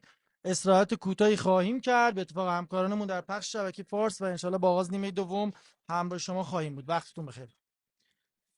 خب متاسفانه دیدید که چه اتفاقی افتاد. داماش علیرغم اینکه داشت دفاعی هم بازی نمی‌کرد و یه بازی به هر حال در خوری داشت از خودش ارائه میداد، ولی به هر حال یک گل خورد. هرچند که مثل بازی قبل سوتی هایی هم داشتیم. من نتایج همزمان رو خدمتتون بخونم. تیم مثل سونگون که امسال مثل یه تیم خیلی خوبی به نظر میاد، بازیش تموم شده، 1-0 دریای بابل رو برده. بازی سایپا و خوش طلایی برگزار نشده و 3-0 به سود سایپا شده. گویا باشگاه خوش طلایی هنوز نتونسته کارت بازی بازیکناش رو بگیره و حتی اگر به همین منوال بخواد پیش بره ممکنه که به دسته دوم هم بخواد صعود بکنه. حتی علل حساب گفتن احتمالاً 3 امتیاز هم قراره به غیر از این بازی که سید شده 3 امتیاز دیگه هم قرار ازش کم بکنن. بازی شهرراز شیراز، دیگر تیم شیرازی و آریای اسلام شهر 1-1 شده و بازی خیبر خرم‌آباد و مس شهر بابک تا دقیقه 72 مساوی. شهرداری آستارا و نفت مسجد سلیمان تا پایان نیمه اول 0-0 مس کرمان و نفت و گاز گچساران اونا هم تا پایان نیمه اول 0-0 و بازی ما هم که تا پایان نیمه اول 1-0 به سود فجر سپاسی شده. خلیج فارس محشر و پارس جنوبی جمع هم تا دقیقه 27 0-0 مساوی هستن. یه بازی هم که البته برای فردا داریم که حالا فعلا به اون کاری نداریم. اگر با همین منوال بازی بخواد به پایان برسه، ما احتمالاً در اواخر جدول خواهیم بود.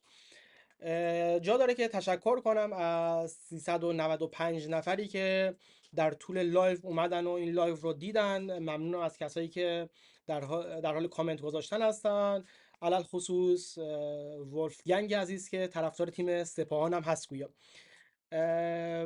و البته بقیه تماشاگرایی که و هوادارایی که اینجا وجود دارن، هواداری سپیدرود هم میدونم بودن و بسیار دیگه از هوادارا.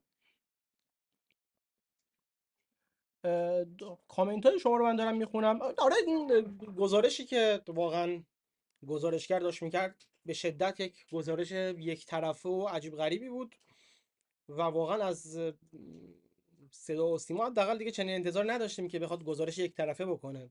من خاطرمه که حالا ما خودمون توی وارش اسپورت یا قدیم ها در رادیو داماشی که اون زمان بود، خیلی از هوادارهای تیمای دیگه میمدن اعتراض میکردن که آقا شما چرا دارید یک طرفه گزارش میکنید. حالا در حالی بود که ما فقط داشتیم بازی رو از رسانه خودمون پخش میکردیم، ولی جالبه که الان به هر حال از یک شبکه، حالا درسته که استانیه، بازی داره پخش میشه و اینطور یک طرفه و رو اعصاب گزارشگر بازی رو داره گزارش میکنه. حالا چیزی که به هر حال تو گیلان حداقل در گذشته شاهدش نبودیم. کامنت هایش مساوی که نه دیگه، مساوی که نکرد در نیمه اول داماش. حالا میگم دیشب که من از کوش مسئول پرسیده بودم گفته بود بازی 1-1 میشه. حالا امیدواریم که در کمترین حالت ممکن این اتفاق بیفته و بازی رو حداقل نبازیم. آره راست میگه امین بخشی کامنت گذاشته، میگه آره فقط این استان مایه که همیشه بی‌طرفه. اینم حرف درستی واقعا. حداقل اگر چیزی هم هست خوبه که همه جا برابر گزارش کنن، حداقل تو گیلان هم همین اتفاق بیفته. یادم حالا یکی از دوستان کامنت گذاشته بود، یه خورده بالاتر الان پیداش نمی‌کنم، که از گیلان چرا ما گزارشگر نفرستادیم. بازیای ما رو اینجا پخش نمی‌کنن توی گیلان، حالا اینکه گزارشگر بفرستیم که اون خودش که دیگه جای خیلی تعجب داره واقعا.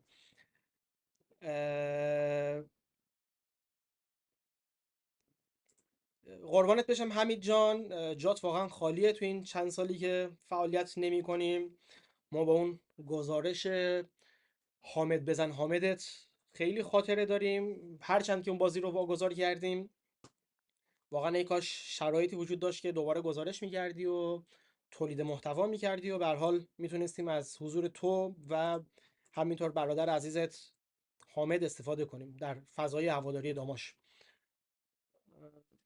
دوستان پرسیدن که به نظرتون امیدی به صعود هست؟ ببینید این دوتا تیمی که تا این لحظه مقابلشون بازی کردیم به هر حال تیمای خیلی خوبی هستن، جفتشون توی لیگ برتر بودن، صعود کردن، بازیکنای خیلی خوبی هم گرفتن. امید همیشه هست، یا حداقل همین هفته‌های اول نمیشه واقعا نظر داد، ولی خب یه خورده غیر منطقی هم هست به نظرم. یعنی این چیزی که الان داریم میبینیم داماش نه اینکه تیم دست و پا بسته باشه، ولی تیمی هم نیست که بگیم نه 100% میتونه صعود کنه، ولی به هر حال آره امید هست در حال. یکی پرسیده در واقع مهداد مهداد فکر میکنم اگه درست خونده باشم، میگه فکر میکنی سیامک بتونه کاری بکنه؟ ببین بستگی داره که بگیم این کاره چیه. مثلا آیا تیم سقوط نمیکنه، آیا مثلا در رتبه خوبی میمونه، آیا تیم صعود میکنه. کاری بتونه بکنه خورده مفهوم خیلی کلیه، ولی اینکه صعود بخوایم بکنیم اگر منظور این باشه حداقل امسال فکر نمی‌کنم. حالا نه اینکه تقصیر سیامک هم باشه، یعنی من فکر می‌کنم در یارگیری ما مشکلات فراوانی داشتیم. آره نوشتی که سود منظورمون، نه من فکر نمی کنم که امسال بتونیم سود کنیم، هرچند میگم این اینطوری هم نیست که نشدنی باشه، مخصوصا که در نیم فصل هم میتونیم یارگیری بکنیم، ولی اینکه تصور کنیم نه 100% سود میکنیم، نه من فکر نمی کنم. صبحان هم نوشته ولی باید قبول کنیم که هنوز داماش توی حال و هوای لیگ 2 3. بله اینم میتونه صحبت درستی باشه. یه خورده توی الان لیگ یک مثل اون لیگ یک سابق نیست که مثلا توش بازی میکردیم، خود لیگ یک هم پیشرفت کرده. نیاز به بودجه داریم. آریا گفته بله درسته نیاز به بودجه داریم واقعا. اه، اینطوری که داریم الان پیش میریم خیلی آماتوره، مخصوصا با بودجه‌های دولتی و حکومتی که خیلی از تیم‌ها دارن میگیرن. حالا درسته اینا مثلا مس و نمیدونم فولاد و فلان اینا هستن، خب در نهایت اینا شرکت‌های دولتی پشتشون هستن. اینکه ما هیچ شرکتی پشتمون نیست، خب واقعا داره سخته. این شارژر لپتاپ اگر داده بشه ممنون میشم. یه ذره باتری کمه با توجه به اینکه استریم داریم میکنیم. من این شارژر رو هم وصل میکنم که وقت مشکلی پیش نیاد. گوشی اگه وصل شد کندمش.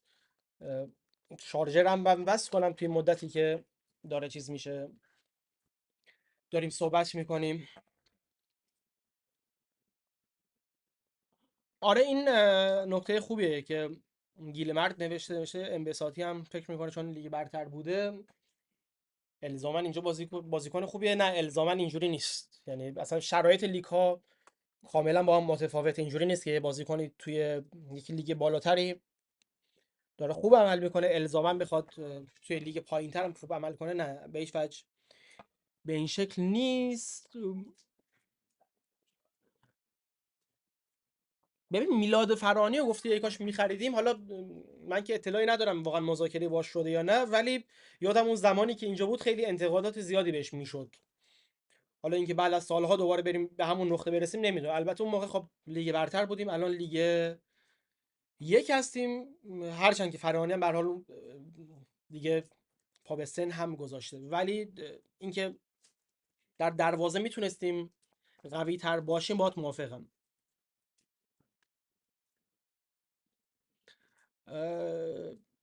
آریا گفته که درست شرکتی پشتمون نیست ولی کسایی بودن که بخوان از تیم حمایت کنن ولی نذاشتن. نمیدونم آخه حرف و حدیث همیشه بوده، ولی اینکه در عمل افرادی بیان و واقعا بخوان تیم رو دست بگیرن، فکر باهات موافق نیستم که در اون حد بودن. نمیگم نیستن، ولی در اون حدی که جدی باشن من فکر نمی کنم. مهدادم که در مورد مهداد اگه اسم تو اشتباه میخونم بهم بگو. مهدادم در مورد میلاد فرانی چیز نوشته که خودتون میتونید بخونید. میاد یزدانی چی شدی چی نشد، باش مذاکره شده بود ولی فعلا که نیومده. فکرم نکنم بیاد. آره سپید روده ظاهرا. زاهد تبار و سیمان بیان. زاهد تبار و سیمان به هر حال بازیکنای جوونی هستن، انرژی دارن. به عنوان بازیکنای تعویضی آره منم فکر میکنم که اگر بیان تو ممکنه که نتیجه بتونیم بگیریم. دوستان فقط اینطوری که داریم حالا صحبت میکنیم ازتون خواهش میکنم که این لینک لایو رو که توی گروه ها و اینستاگرام منتشر شده یا حالا خودتون میتونید کپی کنید به دوستانتونم بدید که دوستانتونم بیان اینجا. به هر حال موقع لایو بتونیم دور همی صحبت کنیم. اگر حالا صحنه خاصی هم بود که میتونید عقب بزنید و به هر حال اون صحنه خاص رو ببینید. آره مهدادم تایید کرد که اسمش درسته. خب من یه خورده این وایس رو قطع میکنم، یه تصاویری از قبل از بازی میذارم که براتون پخش بشه و همینجوری که این تصاویر رو دارید میبینید من میرم یه آبی چایی چیزی میخورم و خیلی زود برمیگردم. شما تو لایو بمونید به چت کردن ادامه بدید. منم یه خورده قبل از بازی سعی میکنم که دوباره بیام و دور همی بتونیم صحبتی کنیم. اگرم خبری اومد که من حتما براتون میخونم. فعلا.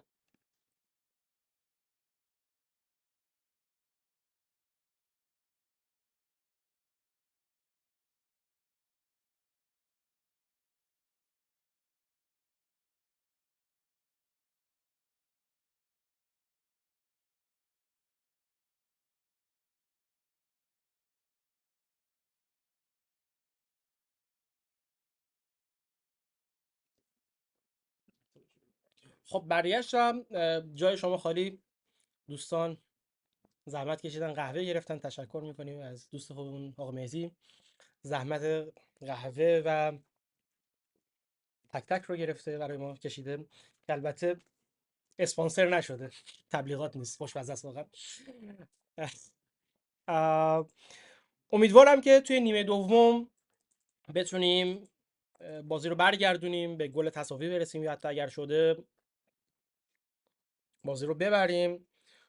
میگم دیشب حالا حرف شاید عجیب غریبی باشه، از هوش مصنوعی پرسیدم که نتیجه بازی چی میشه، گفتش که مساوی میشه، گفت مساوی 1-1 هم میشه. تا اینجا یعنی پیشگویی هوش مصنوعی تا حدی جلو بوده، درست بوده، فقط لازمه که داماش الان یه گلی بزنه. پژمان نجات کجاست هست؟ من نمیدونم، توی صحبتاتون شاید تو بحثتون نبودم چون تازه دارم چت رو میخونم. پژمان نجات توی بازی بود. کامنت ها رو دارم میخونم اگر حالا کامنت سوالی بوده.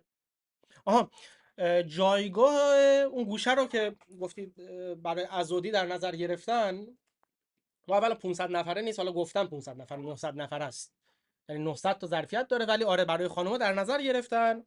مونتا اگر اجازه ندن که خانوما بیان استادیوم، که البته امیدواریم که اجازه بدن خانوما بیان استادیوم، اگر این اجازه داده نشه طبیعتا اون یه فضاییه که هوادارای آقا میتونن ازش استفاده کنن. 900 نفره. امیدواریم که به هر حال مشکل خانومام حل بشه، همونجوری که توی لیگ برتر حل شده توی لیگ یک هم حل بشه. هرچند که همون هفته اولم عملا داشتن ما رو بدون تماشاگر میکردند. حالا امیدوارم که بازی بعدیمون بدون تماشاگر نباشیم. بازی های ملوان رو که عملا بردن یه شهر دیگه ظاهرا، امیدوارم که بازی های ما شامل چنین اتفاقایی نشه و به هر حال بازیمون برگزار بشه. یکی اینکه توی خونه برگزار بشه، دو اینکه با هوادار باشه. جایگاه روبرویی نداریم. امو فامیلیشو نمیدم، بازی هم گویا کم کم داره شروع میشه. جایگاه روبرو ساخته نشد و کی هم انجام بشه امسال که قطعا نمیشه. بازی گویا داره شروع، اگه شروع شد بهم اطلاع بدید که من خب مثل اینکه بازی داره شروع میشه. من دیگه کم کم صحبت خودم رو قطع میکنم که بتونیم بازی رو ببینیم. هنوز البته شروع نشده. به دوستاتون خیلی زود و فوری بگید که بیان توی لایف و بازی رو بتونن ببینن. از همکارانم خواهش میکنم که اطلاع رسانی کنن که نیمه دوم شروع شده و میتونن بیان بازی رو ببینن. من دیگه صحبتی نمیکنم که شما برید توی جو ورزشگاه رو ثانیه‌های بازی رو دیگر ببینید. منتظر هستیم. ساعت 19:42 شیراز، ورزشگاه حافظیه، 19مین روز از شهریور ماه 1402. دیدار حساس فجر شهید سپاسی شیراز داماش گیلان رو براتون گزارش خواهیم کرد. در سوت خودش خواهد دمید آقای راکی از این لحظه و داماشیا بازی را آغاز کردن در خط دفاعی.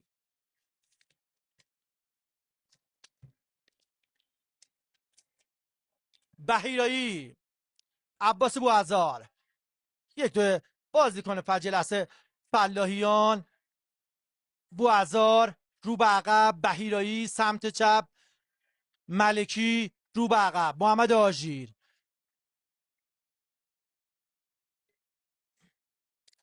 غلامزاده،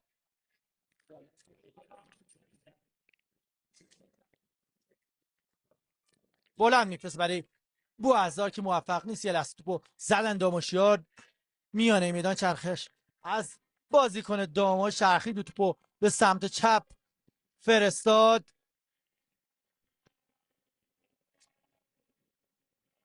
پژمان نجات،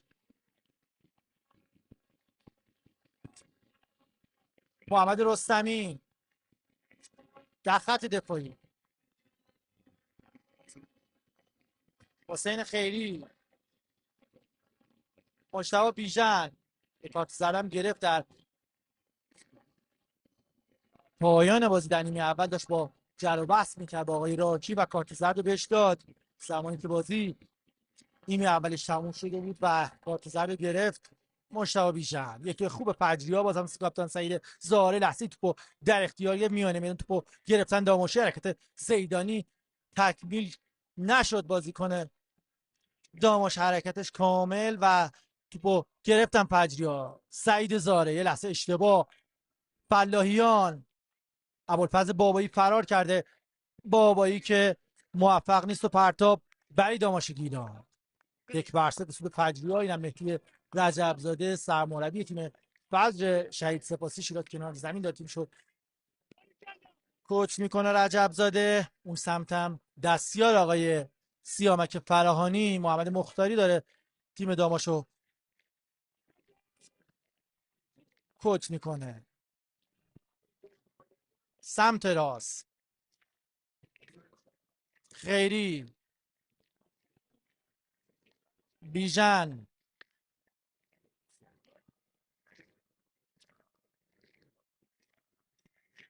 قلیبیگی سمت راست،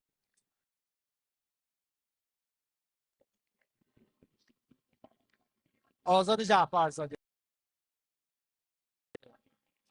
قلیبیگی، خیری، مجتبی بیژن رو به عقب تو تحقیر داماچی هست در خط دفاعی خودشون. چمن ورزشگاه حافظی هم خودشون خیلی خوبه، انشالله که ورزشگاه پارس و آماده شه و بازی بعدی انشالله در فصل، حالا زمانی که ورزشگاه حافظی در فصل زمستون انشالله اون ورزشگاه پارس آماده شه. مهدی رجبزاده چقدر ناراحت، آقای رجبزاده کنار زمین داره با آقای صلاحی صحبت میکنه. هوادار خوب و خونگرم در ورزشگاه حافظیه. آقای راکی اشاره میکنه خطا به سود داماش درست بوده و خطا رو هم گرفته آقای راکی. خیلی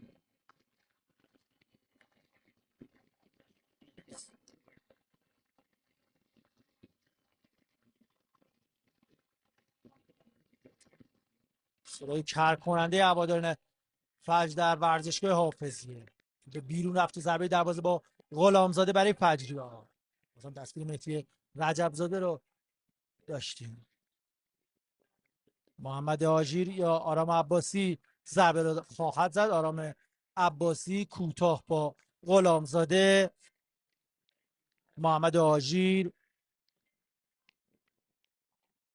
یه پاس بلند، سعید زاره ضربه سر رو لحظه زد. سعید یکی خیلی خوب با عباسی بوعزا میتونه زمین خطرناک باشه برای فجریات. تونتیز ابوالفضل بابایی کنارش سعید زاره هم هستش، باید بره در محوطه جریمه. ابوالفضل میتونه موقعیت برای تیم فجر، سعید زاره کاتبک بندازه، موقعیت برای تیم فجر و یکی از بالای سر فلاحیان رفت بیرون. کنم آفساید گرفت داور مسابقه.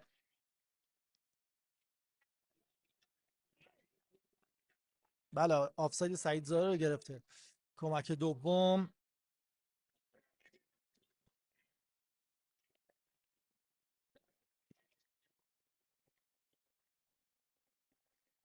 میانه میدان. یه پاس بلند سمت چپ مقابل داماش گیلان، سانتروی دروازه غلامزاده خیلی خوب و مسلط توپو در اختیار میگیره.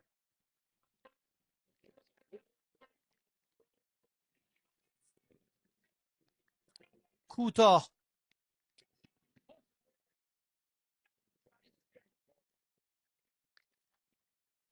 محمد آژیر، غلامزاده کنار دستش هست آرام عباسی، با حواسشون باشه با آرام در محوطه جریمه. داماشه دارن نزدیک میشن به در محوطه جریمه فجر.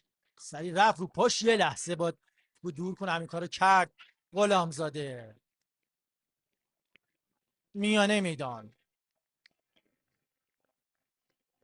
پژمان نجات رو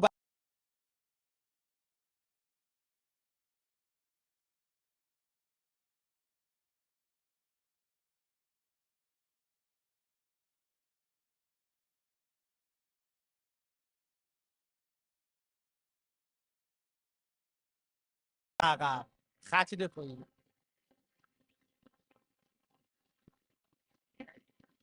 سمت راست، فقط برای داماش که موفق نیست و پرتاب برای تیم فجر. 51 دقیقه 1-0 فصول فجر شهید سپاسی شیراز در 19مین روز از شهریور ماه 1402 جدال فجر شهید سپاسی داماش گیلان، ایستگاه دوم لیگ دستی که باشگاهی کشور. این مسابقه به سود فجری هاست تا این لحظه. پرتاب برای داماش،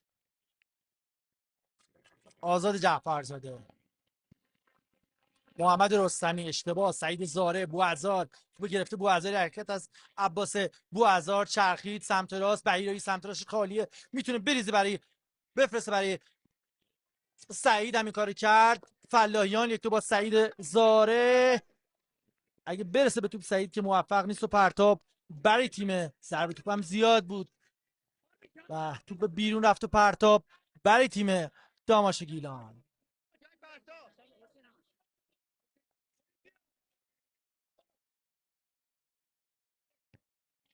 فلاحیان، بابایی، بوعزار، سعید زاره، خود سعید توپو در اختیار گرفت. فکر کنم کرنر به سود فجری‌ها، ضربه کرنر برای فجر گرفته شده. ضربه سرزنان فجر رفتن درون محوطه جریمه.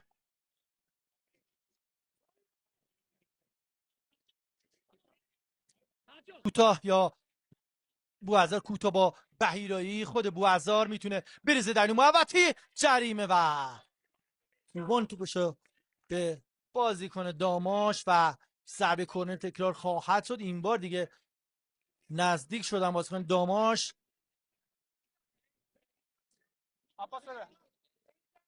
پرتاب هست، فلاحیان پرتاب خواهد کرد. پرتاب برای تیم فجر، تماشاگران تیم فجر رو تشویق میکنن. کاپیتان سعید زاره، فلاحیان بلند میفرسته روی دروازه درون محوطه جریمه و ضربه سری که صد عرفان پورافراز از کنار دروازه رفت بیرون. توانا کوتاه سمت راست، آزاد جعفرزاده رو به عقب، خط دفاعی خیری، مجتبی بیژن با پای چپ، آرام عباسی توپو یه لحظه گرفت محمد آژیر، پشت پای پورافراز خورد توپ میانه میدان. محسن انبساطی سمت چپ، توپو خیلی خوب گرفت فلاحیان. ابوالفضل رفت که فرار کنه، یه لحظه گرفت ابوالفضل بابایی، اعتقادی نداره عباس راکی به خطا روی بابایی.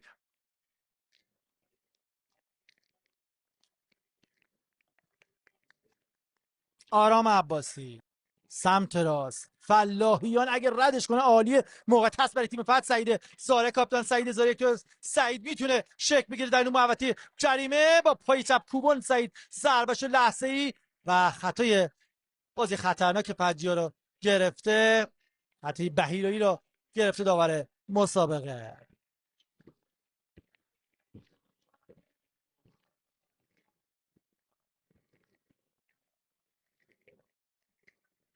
در خط دفاعی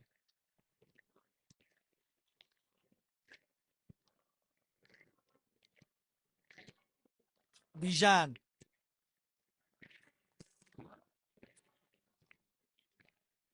سعید طالبی، انبساطی، آزاد جعفرزاده، انبساطی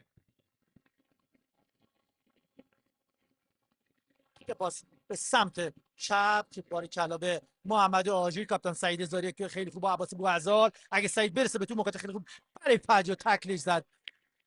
شماره 14 داماشیا محمد رستمی و اینم هواداران فجر که یک صدا دارن تیم خودشون تشویق میکنن. در ورزشگاه حافظی پرتاب برای تیم فجر خواهد بود، میره که پرتاب کنه محمد فلاحیان.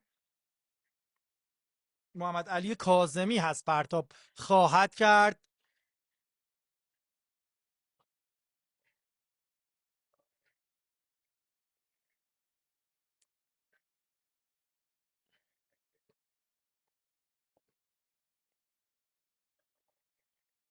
سمت راست تو دفعه داماشیات بازی هم کماکان یکیچ بسود فجریاست. میانه میدان رو به عقب با خیری، مجتبی بیژن،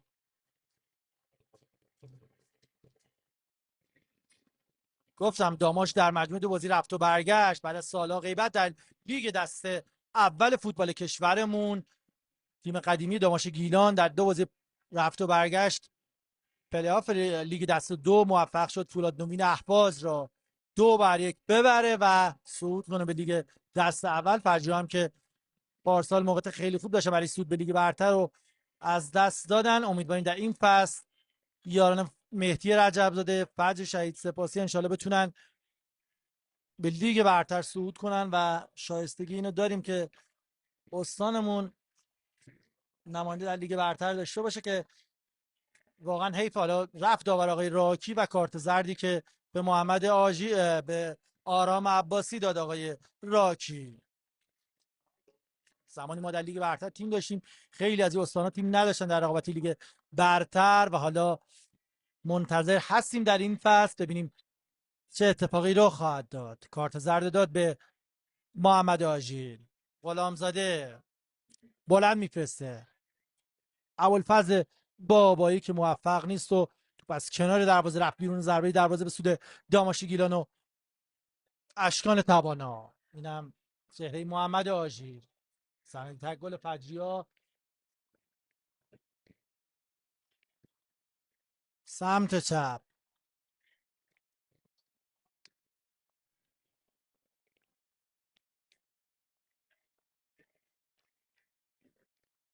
غلامزاده در خط دفاعی،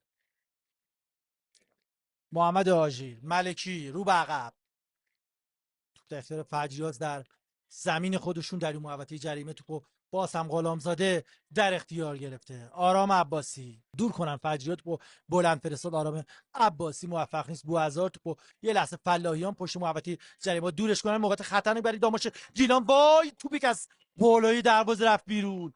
خوش شانس بود این توپ از بالای دروازه رفت بیرون. ضربه بازیکن داماش گیلان، ضربه ای که زد امید پورقنبری و از بالای دروازه رفت بیرون.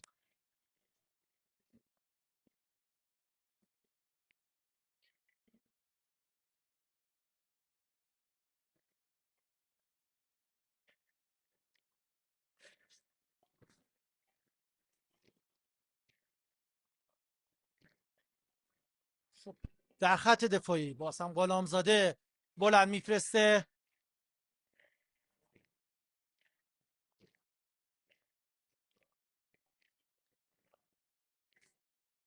خط به سود داماشو گرفته. انبساطی سمت چپ، پژمان نجات یه لحظه اشتباه تو خیلی خوب گرفت. ابوالفضل بابایی خط به سود فجر رو گرفت آقای راکی.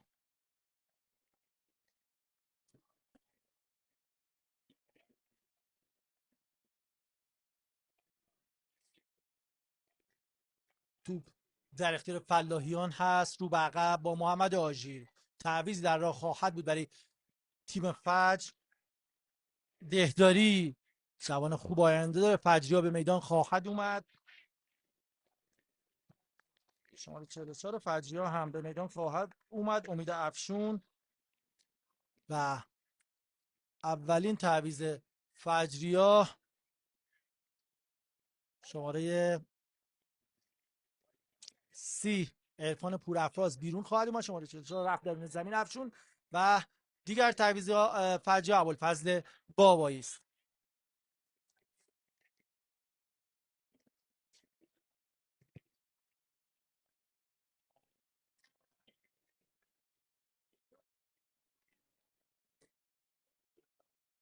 خب بریم به پخش و همراه بشیم با همکارانمون در خبر استان. انشالله بعد از خبر در خدمتون خواهم بود.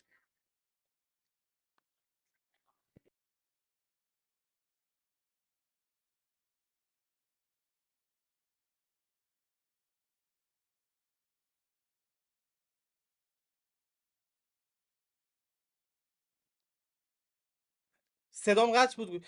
بازی رو قطع کردن خبر پخش کنن، دارن خبر پخش میکنه اینا. پایین تصویر داماش داره پخش میشه. حالا تصویر خبر لعنتیشون رو میذاریم بمونه، ولی به هر حال یعنی چه؟ اه. دیگه چیکار نکردن تو این بازی؟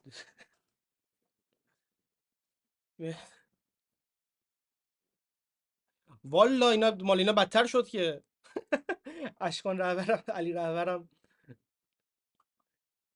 جل الخالق. حالا بازی هم مثل این که فعلا متوقف، وقفه افتاده توش. چه کاریه اینا؟ حالا امیدوارم از این خبرهای کوتاهی باشه که زود تموم میشه. خب خبر حالا پخش نکن اونجا، نمیدونم زلزله اومد خدایا. اینجا به معنی واقعی کلمه، هممون که اینجا تو دفتر هستیم به معنی واقعی کلمه دال آوردیم. یعنی چه؟ اونجا بالا اینقدر ریزه واقعا، نمیشه دید چه اتفاقی داره میفته. ببینم یه ذره میتونم اندازه چیز رو تغییر بدم، ولی به هر شکلی که هست شما ببینید اینو حداقل. نکنید بابا از این کارا. این چیه؟ این چه حرکتیه؟ تکونش هم خوب نمیشه داد، ولش کن.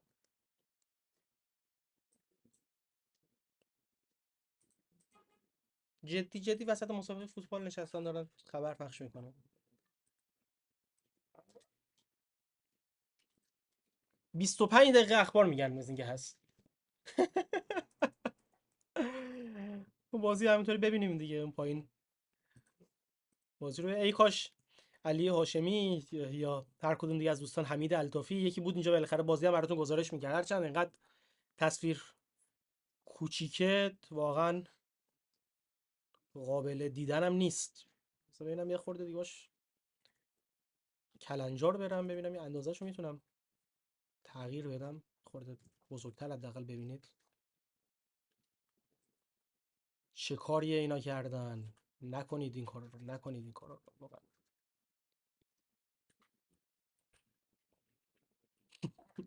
تصویری که این لوگو هم برداریم اینجا از اینجا ببینیم. در این حد به هر حال من تونستم کاری کنم که حداقل بازی رو بتونید ببینید، هرچند با کیفیت بسیار پایین، ولی حداقل تا حدی قابل دیدن هست.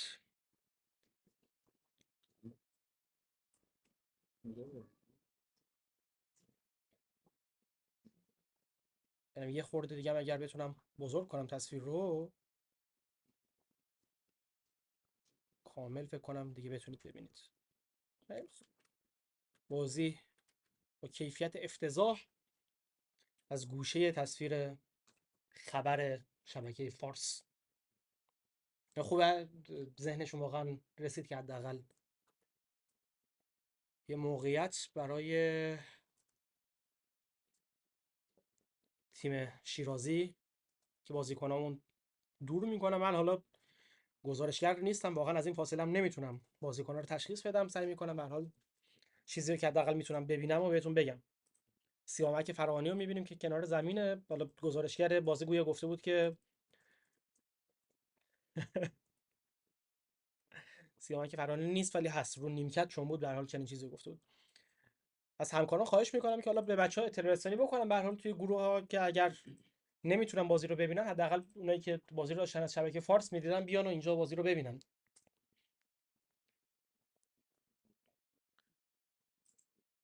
یعنی اینم خودش به هر حال به نوعی جزء حواشی بازی به حساب میاد. من فکرم نمی‌کنم تا انتهای بازی تصویر درست بشه. تیم فجر رو می‌بینیم که به نسبت بازی که در نیمه اول داشته داره محتاط‌تر بازی میکنه. البته داماش هم دست و با بسته در حال بازی توپ و میدان رو به دست بیاره که از این موقعیت‌ها استفاده کنه و به هر حال بتونه پیشروی کنه و بر روی دروازه فجر شهید سپاسی خطر ایجاد کنه. بازیکن‌ها رو می‌بینیم که از جناح چپ در حال حمله هستن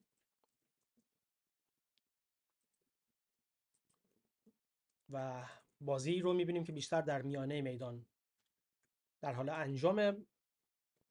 این نکته رو هم خدمت کسایی که همین الان به لایو ما ملحق شدن عرض کنم که این تصویری که دارید مشاهده می‌کنید تصویر بی‌کیفیت از گوشه تلویزیون استانی فارس که ما داریم براتون پخش می‌کنیم. خودشون در حال پخش کردن اخبار هستن و گزارش بازی هم به همین دلیل قطع شده و منی که گزارشگر نیستم مجبورم که بازی رو براتون استریم کنم.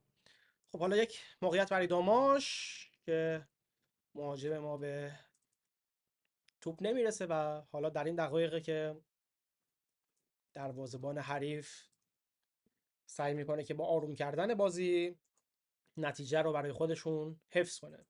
فجر اگر بتونه به این پیروزی دست پیدا کنه، به هر حال اولین پیروزیش رو تونسته در این فصل کسب کنه و اگر نتیجه به همین شکل بمونه، این دومین شکست ما در این فصل میشه و همینطور دومین شکست پیاپی ما. اشکان توانا بازی رو مجددا با آرامش شروع میکنه. عرض کردم خدمتتون بازیکنای ما سعی میکنن که حفظ توپ و میدان کنن و کم کم به زمین فجر نفوذ کنن که البته فجری‌ها به خوبی تا این لحظه تونستن که مقابل ما مقاومت کنن. حالا کسایی که اخیراً به ما ملحق شدن این نکته رو هم خدمتشون عرض کنم. 74 نفری که الان دارن لایف رو میبینن، ما در حال پخش بازی از طریق شبکه فارس هستیم. متاسفانه پخش بازی رو متوقف کردم و صرفا یک تصویر کوچیکی گوشه تلویزیون گذاشتم. ما همون رو بزرگ کردیم و داریم بازی رو براتون پخش میکنیم. صدای گزارشگر رو هم بستن. آره، خوبیش اینه که حداقل توپ دیده میشه. سهیل جان،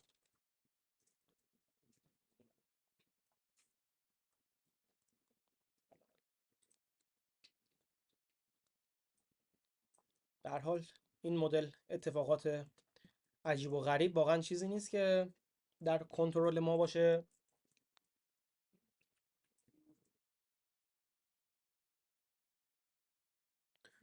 امیدوارم که به هر حال اخبارشون رو زودتر تموم کنن و ما بتونیم انتهای بازی رو حداقل ببینیم. این نکته رو هم می‌خواستم خدمتتون عرض کنم که دیشب از هوش مصنوعی پرسیدم که نتیجه بازی چی میشه. گفته بود 1-1. حالا اگر داماش یک گل بتونه بزنه، میشه گفت که هوش مصنوعی تونسته که درست پیش بینی کنه. اینقدر هم که تصویر واقعا ماتر، واقعا امکان گزارش بازی هم وجود نداره.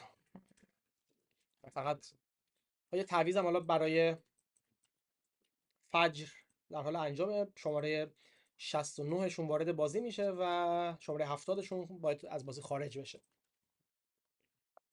من تا این لحظه تعویضی هم برای داماش ندیدم. حالا اگرم بود من بهتون اطلاع میدم. من فکر میکنم کم کم ما هم احتمالاً بتونیم دست به تعویض بزنیم و بازیکن‌های جوان‌ترمون رو وارد میدان کنیم، بلکه بتونیم نتیجه بگیریم. واقعا من بابت این کاری که شبکه فارس انجام داده دچار شرم نیابتی شدم. یعنی درسته که در کنترل ما نبوده و اصلا هیچ ربطی هم به ما نداره، ولی واقعا من خودم الان شرمنده هستم که این کیفیت بد رو واقعا داریم برای شما پخش می‌کنیم. چیزی نیست که واقعا در اختیار ما باشه.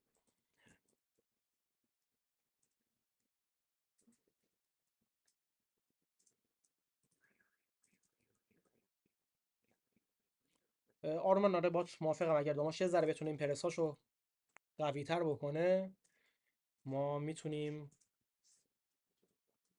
که به گل برسیم.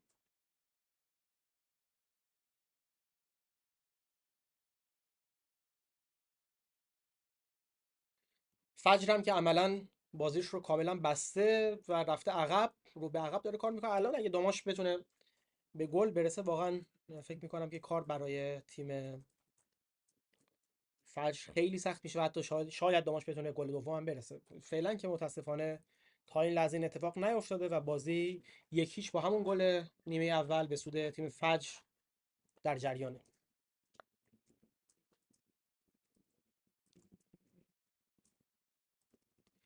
آرمان جان، اصلا گزارش خاصی دارم نمیکنم حقیقتا. یعنی من چیزی رو نمیبینم که بتونم گزارش کنم. آرمان نیک، این تصویری که داریم میبینیم یه تصویر خیلی کوچیک از گوشه تصویر شبکه استانی فارس. من صرفا اون تصویر رو بزرگ کردم که شما بتونید ببینید.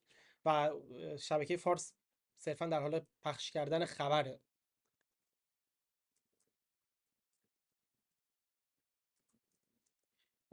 آره آرمان غریبی نیا ما رو اگر پرس کنن این اتفاق میفته، ولی همین الان ما هم میتونیم پرس کنیم، میگم چون فجر کاملا عقب رفته و ما با پرس بیشتر احتمال داره که بتونیم به گل برسیم.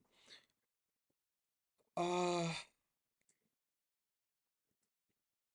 به هر حال ممنونم از این 647 نفری که تا این لحظه وارد لایف شدن و حدود 80 نفری که در این لحظه در حال تماشای لایف هستن.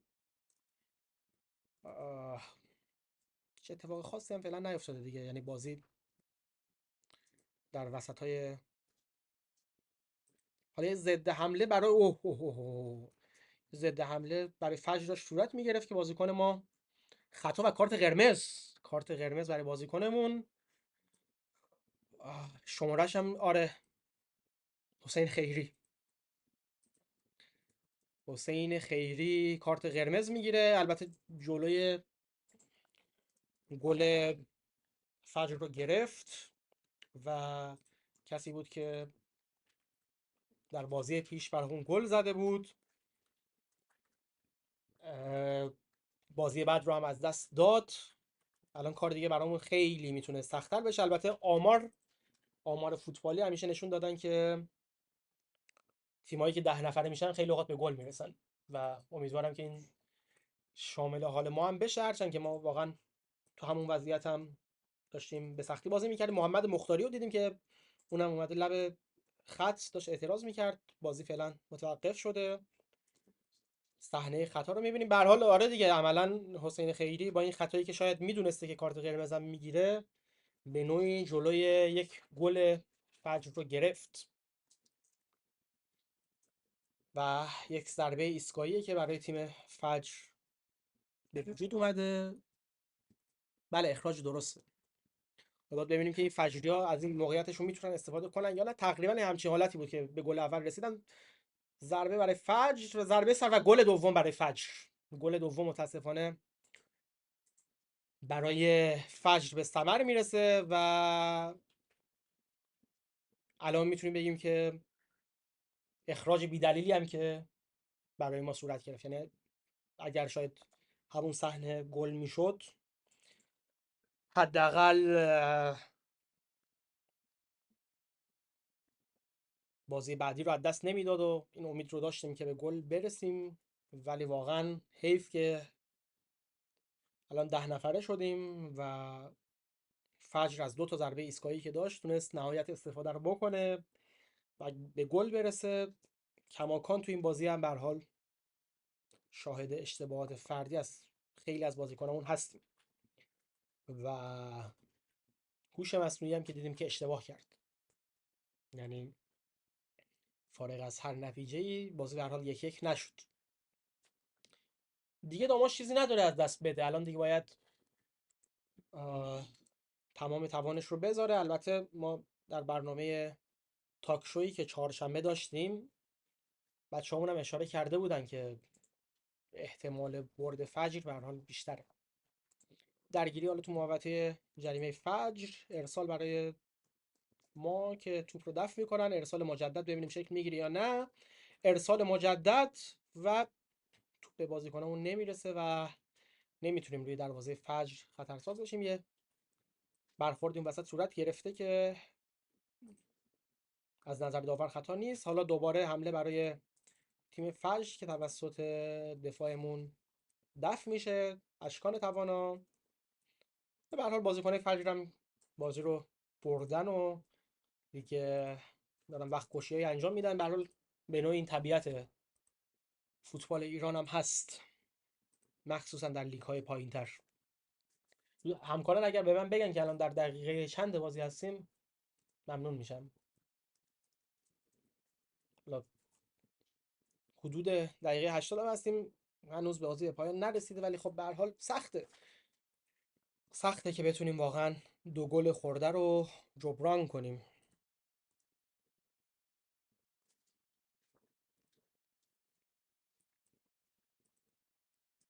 شهرداری آستارا و نفت مسجد سلیمان بازیشون به پایان رسیده، 0-0 شده و گل فجر رو هم آرام عباسی زده. دو تا تعویض می‌بینم که برای ما داره شکل میگیره.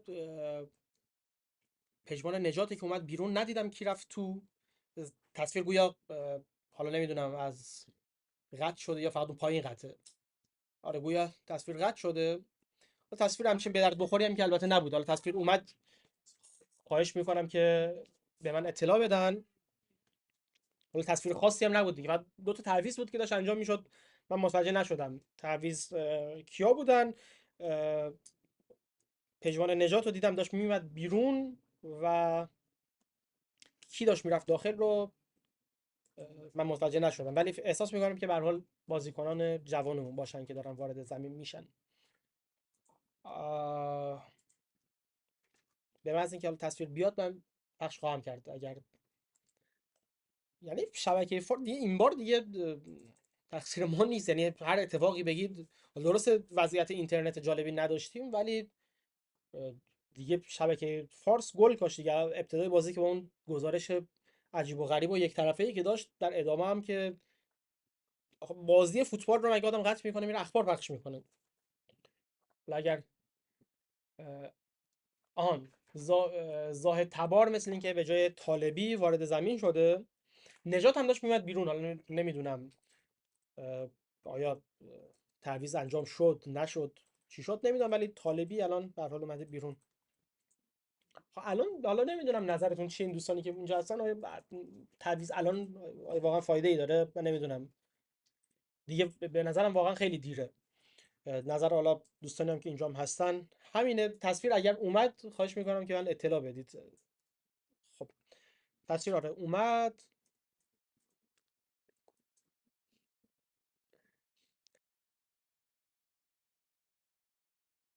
خب بازی رو میبینیم که کماکان در میانه زمین در دست انجامه. این نکته رو هم البته صادقانه عرض کنم، درسته که تیم ما مشکلات زیادی داره، جذب بازیکن نکردیم، مشکلات فردی داریم، ولی به هر حال تیم مس و تیم فجر هم تیمای خوبی هستن. جفتشون از تیمای مدعی هستن، جفتشون سابقه لیگ برتر در سالیان اخیر داشتن و به هر حال اینجوری هم نیست که ما جلوی تیم‌های ضعیفی نتیجه نگرفته باشیم، هرچند که مشکلات فراوانی هم داریم. این نکته رو هم عرض کنم که پس از اتمام بازی شما گزارش بازی رو میتونید توی سایت و صفحه اینستاگرام وارش اسپورت هم بخونید.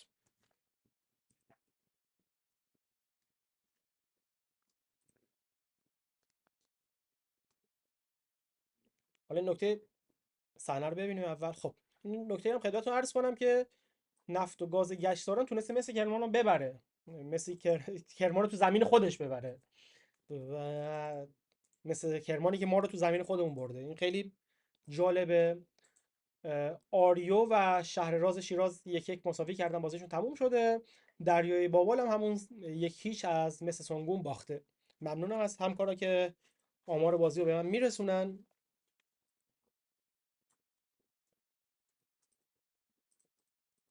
و داماش رو میبینیم که کماکان در حال تلاشه. حالا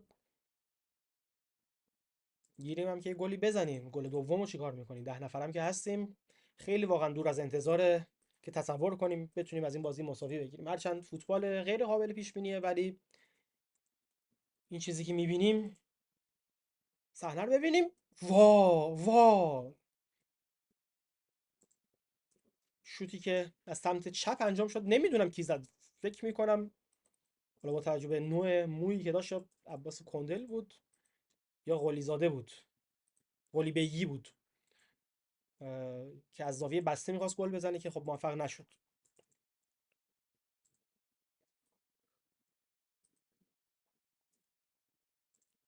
آره فکر میکنم خوشبینانه خوشبین ترین هوادارمون هم الان واقعا انتظار مساوی یا برد از این بازی نداشته باشه، با توجه به دقایق اندکی که به پایان بازی مونده و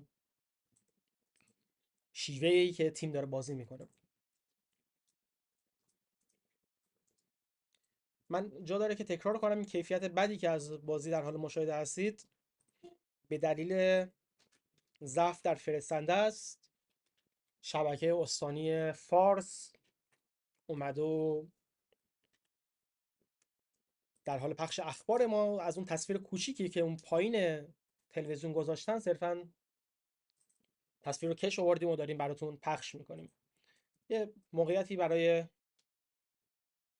فجر شهید سپاسی بود که گویا آفساید شد اگر اشتباه نکرده باشم.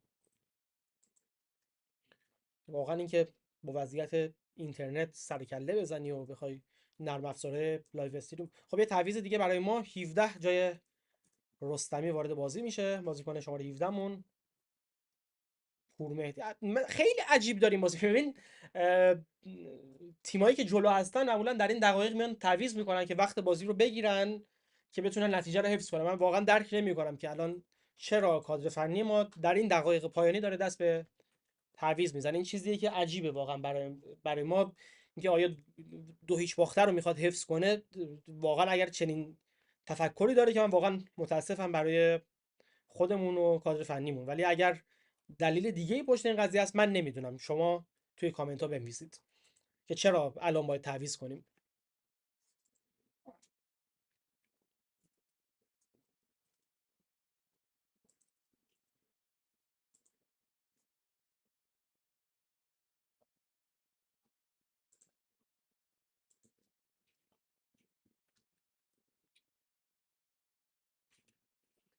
این نکته رو هم عرض کنم که کامنت هایی که میذارید رو من سعی میکنم که در انتهای لایو بخونم براتون. حالا درسته که قلبا ناراحت هستیم، ولی اینکه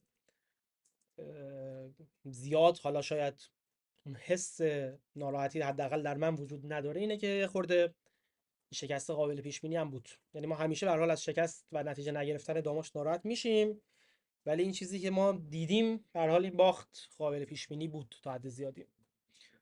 حالا بازیکنم که نیست خیلی داریم، حسین خیری هم که برای بازی بعد از دست دادیم. سیامک فرانی رو می‌بینیم که کنار زمین داره داد میزنه سر بازیکناش. چه عجب بالاخره این چیزا از سیامک دیدیم. من یادم بازی قبلی دقیقه نمیدونم چند گل دومی که خورده بودیم داشت آموزش یارگیری به بازیکن‌ها میاد اون وسط. گل خوبه که به هر حال الان سعی میکنه از حالت احساسی بازیکن‌ها رو به وجه بیاره.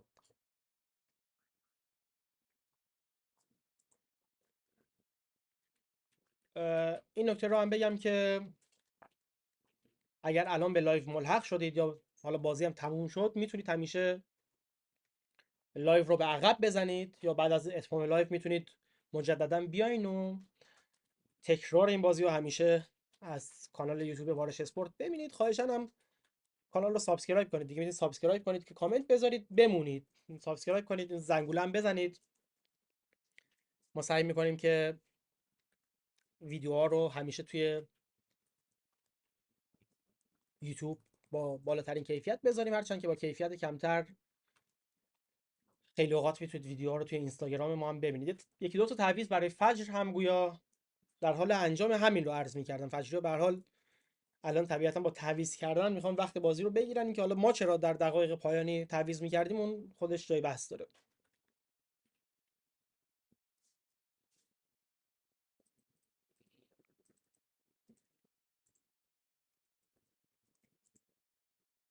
حالا من سعی میکنم در انتهای دیدار که چیزی هم به پایانش نمونده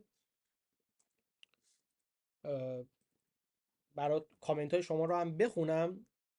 چون باید بین کامنت های شما و نرم افزار پخش سویچ کنم، همیشه کامنت های شما رو نمیبینم، ولی در انتهای بازی کامنت ها حتما جلوم خواهند بود. بازی هم دیگه عملا بین زمین در حال انجام دیگه. دو تا تعویض هم می‌بینیم که برای فجر قرار انجام بشه. عملا میخوام وقت بازی رو بگیرن که بازی تموم بشه. الان این خطا انجام شد، شماره 6 شون با شماره 7 شون قراره که تعویض بشه. خیلی جالبم بود این یکی یکی تعویض میکنه، یعنی 69 با 70، 6 با 7. تعویضای فجر خیلی جالبن در نوع خودش. البته الان 6 اومد و 7 داره خارج میشه. اون سری 69 داشت خارج میشد و 70 میومد. یه تعویض دیگه هم نه، گویا 2 دقیقم اگر اشتباه نکنم، حالا من خوب نمیبینم تصویر رو، گویا 2 دقیقم وقت اضافه اعلام شده. حالا نمیدونم تابلوی تعویض بود یا وقت اضافه بود، فکر میکنم وقت اضافه بود. 2 دقیقه هم گویا وقت اضافه است با توجه به تخمینی که از زمان بازی میزنیم.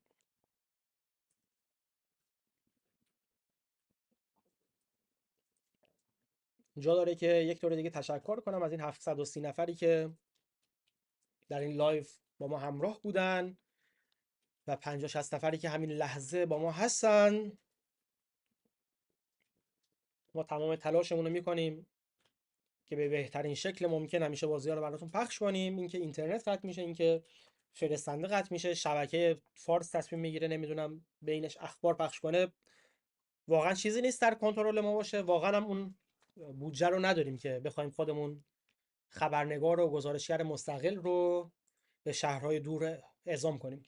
واقعا چنین چیزی هم در توانمون نیست. اگر در توانمون بود حتما این کار رو میکردیم.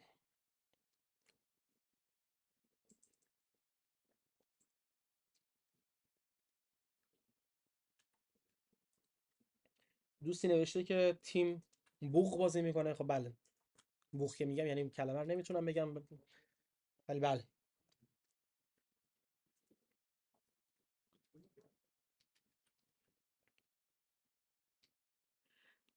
آره، یه پنجی الان اعلام شد، شاید این پنجه وقت اضافه بود. حالا من دوه و چی بود نمیدونم، چون یک طرفه روشن شده بود. خب گویا تصویر قراره که بزرگ بشه در پایان بازی. حالا امیدوارم که این اتفاق بیفته. خب تصویر بزرگ، چون من فقط اندازش رو درست کنم و براتون پخشش کنم.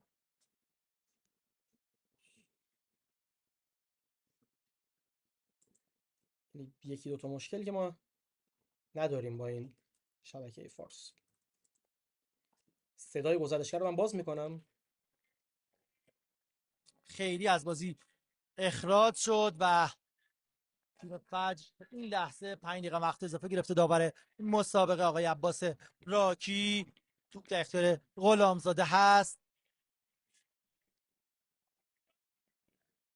محمد مختاری هم کنار زمین داره صحبت میکنه با بازیکنان داماش. دقایق پایانی مسابقه، فجر 2 داماش گیلان 0. بچه خیلی خوب برای مهدی رجبزاده و تیم فجر شهید سپاسی، هر دو مدافع فجر گل زدن. سانتو عباس بوعزار فرستاد ضربه سری که خیلی خوب زد در نیمه اول محمد آژیر و در نیمه دوم این بار بهیرایی کاپیتان این لحظه فجریا فرستاد و توپی که محمد آژیر به ضربه سر خیلی خوب آرام عباسی با یه ضربه خیلی خوب درون دروازه قرار داد. موقع برای تیم فجر پشت محوطه جریمه مستعلی پور میتونه گل سوم باشه برای فجریا. باید بریزه روی دروازه، با پای چپ میفرسته روی دروازه، یک ضربه سر و خوب گرفت توپ با توانا، میرفت گل سوم باشه برای فجریا. یک دو خیلی خوب پشت محوطه جریمه، موقع هست برای تیم فجر مستعلی پور، یه موقع برای تیم فجر و افشون زد توپو. یه لحظه امیدی فرق پرتاب برای تیم فجر. امیدی فرق هست، بازیکنی که لحظه قبل به بازی اومد. دقایق پایانی این مسابقه، موقع هست برای تیم فجر. امیدی فر یه تو زده خیلی خوب است. امیدی فر رو به عقب، نجفی، امیدی فر، بهیرایی یا نجفی بود، یه لحظه توپو در اختیار گرفت رو به عقب. غلامزاده عکس العمل خیلی خوبی هم داشت. غلامزاده اون زمانی که اخبار داشت پخش میشد ضربه بازیکن داماشو عباس کندلو در اختیار گرفت. غلامزاده بلند میفرستن پشت محوطه جریمه و ضربه سر رو یه لحظه زدن فجریا. پشت محوطه جریمه خطرناک و خیلی خوب توپو دور کردن.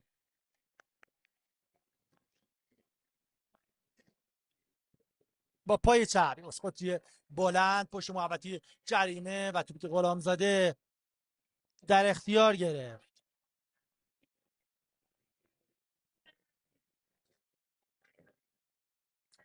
فجر شهید سپاسی در هفته دوم 19 شهریور ماه 1402 تا این لحظه 2-0 از داماش گیلان پیش. هفته دوم، هفته بعدم فجریا 26 شهریور ماه با سایپا بازی دارن در تهران. بعدش هم در شیراز با نفتگاز گچساران بازی خواهند کرد تیم فجر. در خط دفاعی 1 دقیقه تا انتهای 5 دقیقه وقت اضافه. یه لحظه مستعلی پور توپو رفت در اختیار بگیره. مستعلی پور توپو گرفت، خطا به سود داماشو گرفته داور مسابقه معترض آقای رجب زاده. لحظات انتهایی این مسابقه، تموم کار داماش و یک کارت مفت هم گرفت آقای مستعلی پور. دلیل نداشت اونجا وایسای رضا مستعلی پور. کارت زرد عباس راکی بهش نشان داد. در این لحظه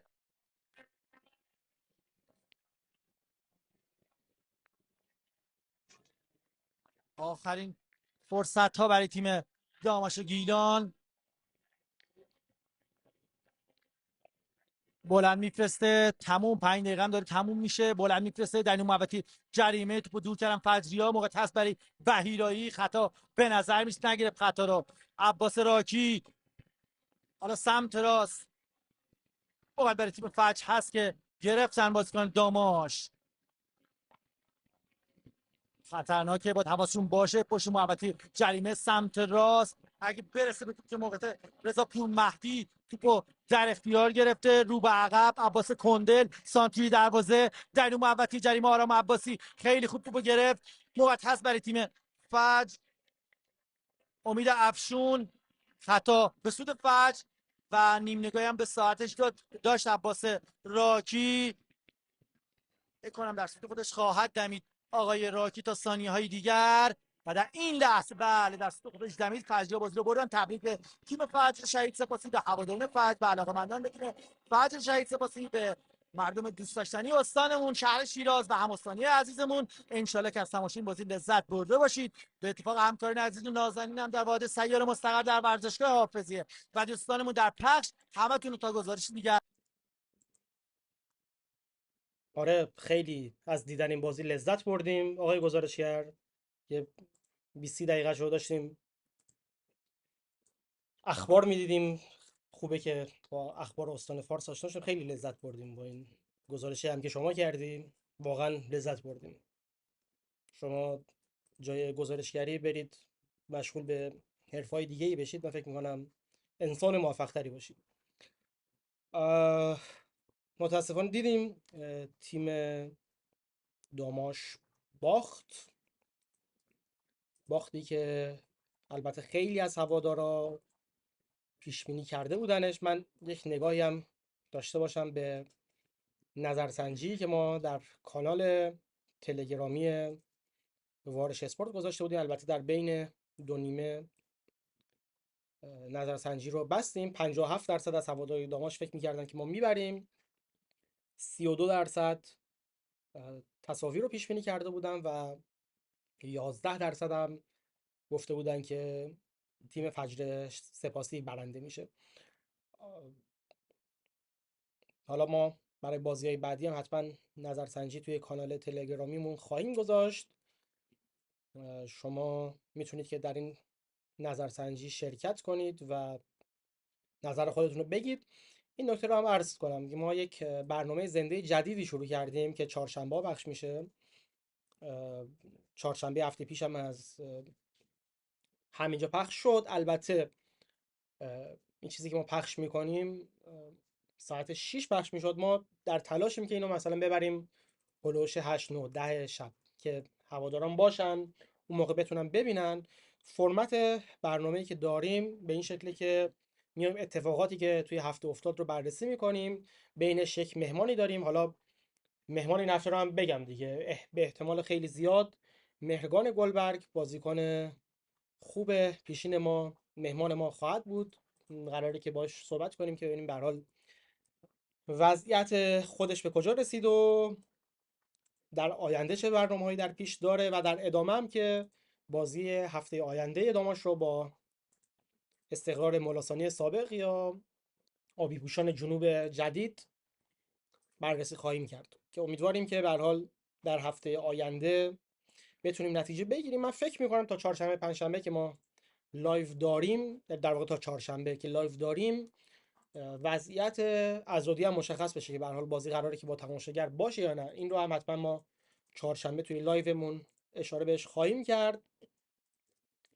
و همین دیگه، لطفا کانال یوتیوب وارش اسپورت رو سابسکرایب کنید و چهارشنبه هم بیاین برنامه ما رو ببینید. احتمالاً برنامه رو حالا خودم که هستم یا علی رهبر یا علی هاشمی میان توی لایف شرکت میکنن، یا پوریا بالازاده، یکی از این بچه‌ها بالاخره هستن، میان توی لایف شرکت میکنن.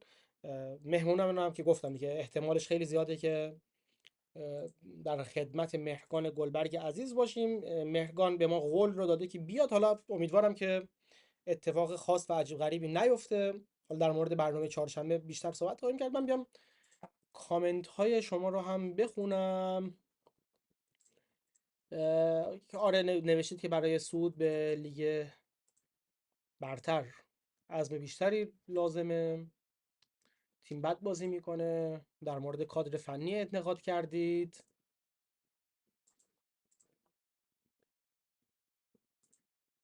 حالا میگن یکی از دوستان کامنت گذاشته که سیامک داره عمدی اینجوری رفتار میکنه، منظورش از این قضیه چیه من نمیدونم. اگر همونجا تو کامنت ها بهتر توضیح بده که شما میتونید بخونید. و ممنون، جا داره که یک طور دیگه تشکر کنم از این 753 نفری که اومدن توی صفحه یوتیوب ما و بازی رو دیدن، و 30-40 نفری که الان در حال دیدن لایف هستن. همکاران دارن اشاره میکنن. آره نتایج من یک طور براتون حالا میخونم، نتایج سایر بازی ها رو. ارزم به خدمت شما که دریای بابل و مس سونگون بازیشون 1-0 به سود مس سونگون شد. خوش طلایی و سایپا بازیشون برگزار نشد به خاطر تخلفات گویا خوش طلایی و بازی 3-0 شده به سود سایپا. آریوی اسلامشهر و شهرراز شیراز 1-1 کردن بازیشونو. خیبر خرم آباد 1-0 مثل شهر بابک رو برده. شهرداری استان دیگر تیم خوب هم‌استانیمون 0-0 کرده با نفت مسجد سلیمان. مثل کرمان که هفته پیش ما رو 2-1 برد، این هفته 2-1 از نفت و گاز گشتاران توی زمین خودش باخته. فجر سپاسی که دیدید ما رو 2-0 برد و خلیج فارس ماهشهر هم 2-0 از پارس جنوبی جم برده. تا دقیقه البته 80 بازیشون هنوز تموم نشده، ولی به نظر میاد که به هر حال خلیج فارس ماهشهر هم بازیش رو واگذار کنه. جدول بازی‌های این هفته آپدیت شدن، شما میتونید به زودی تو سایت وارش اسپورت هم ببینید. ما حتما حالا جدول رو توی صفحه اینستاگرام و کانال تلگراممون منتشر خواهیم کرد. یک بار جدول رو براتون وضعیت کلیش رو بخوام بگم، مثل سونگون صدرنشینه با 6 امتیاز. بعد از اون سایپا و نفت و گاز گشتاران هم 6 امتیاز دارن و صدرنشینن. ما با 0 امتیاز در جایگاه 16 جدول قرار گرفتیم که البته از خوش طلایی و استقلال آبی پوشان مالاسانی هم گویا که قرار چند امتیاز انضباطی کسر بشه که حالا اینا آن رفرش شده گویا.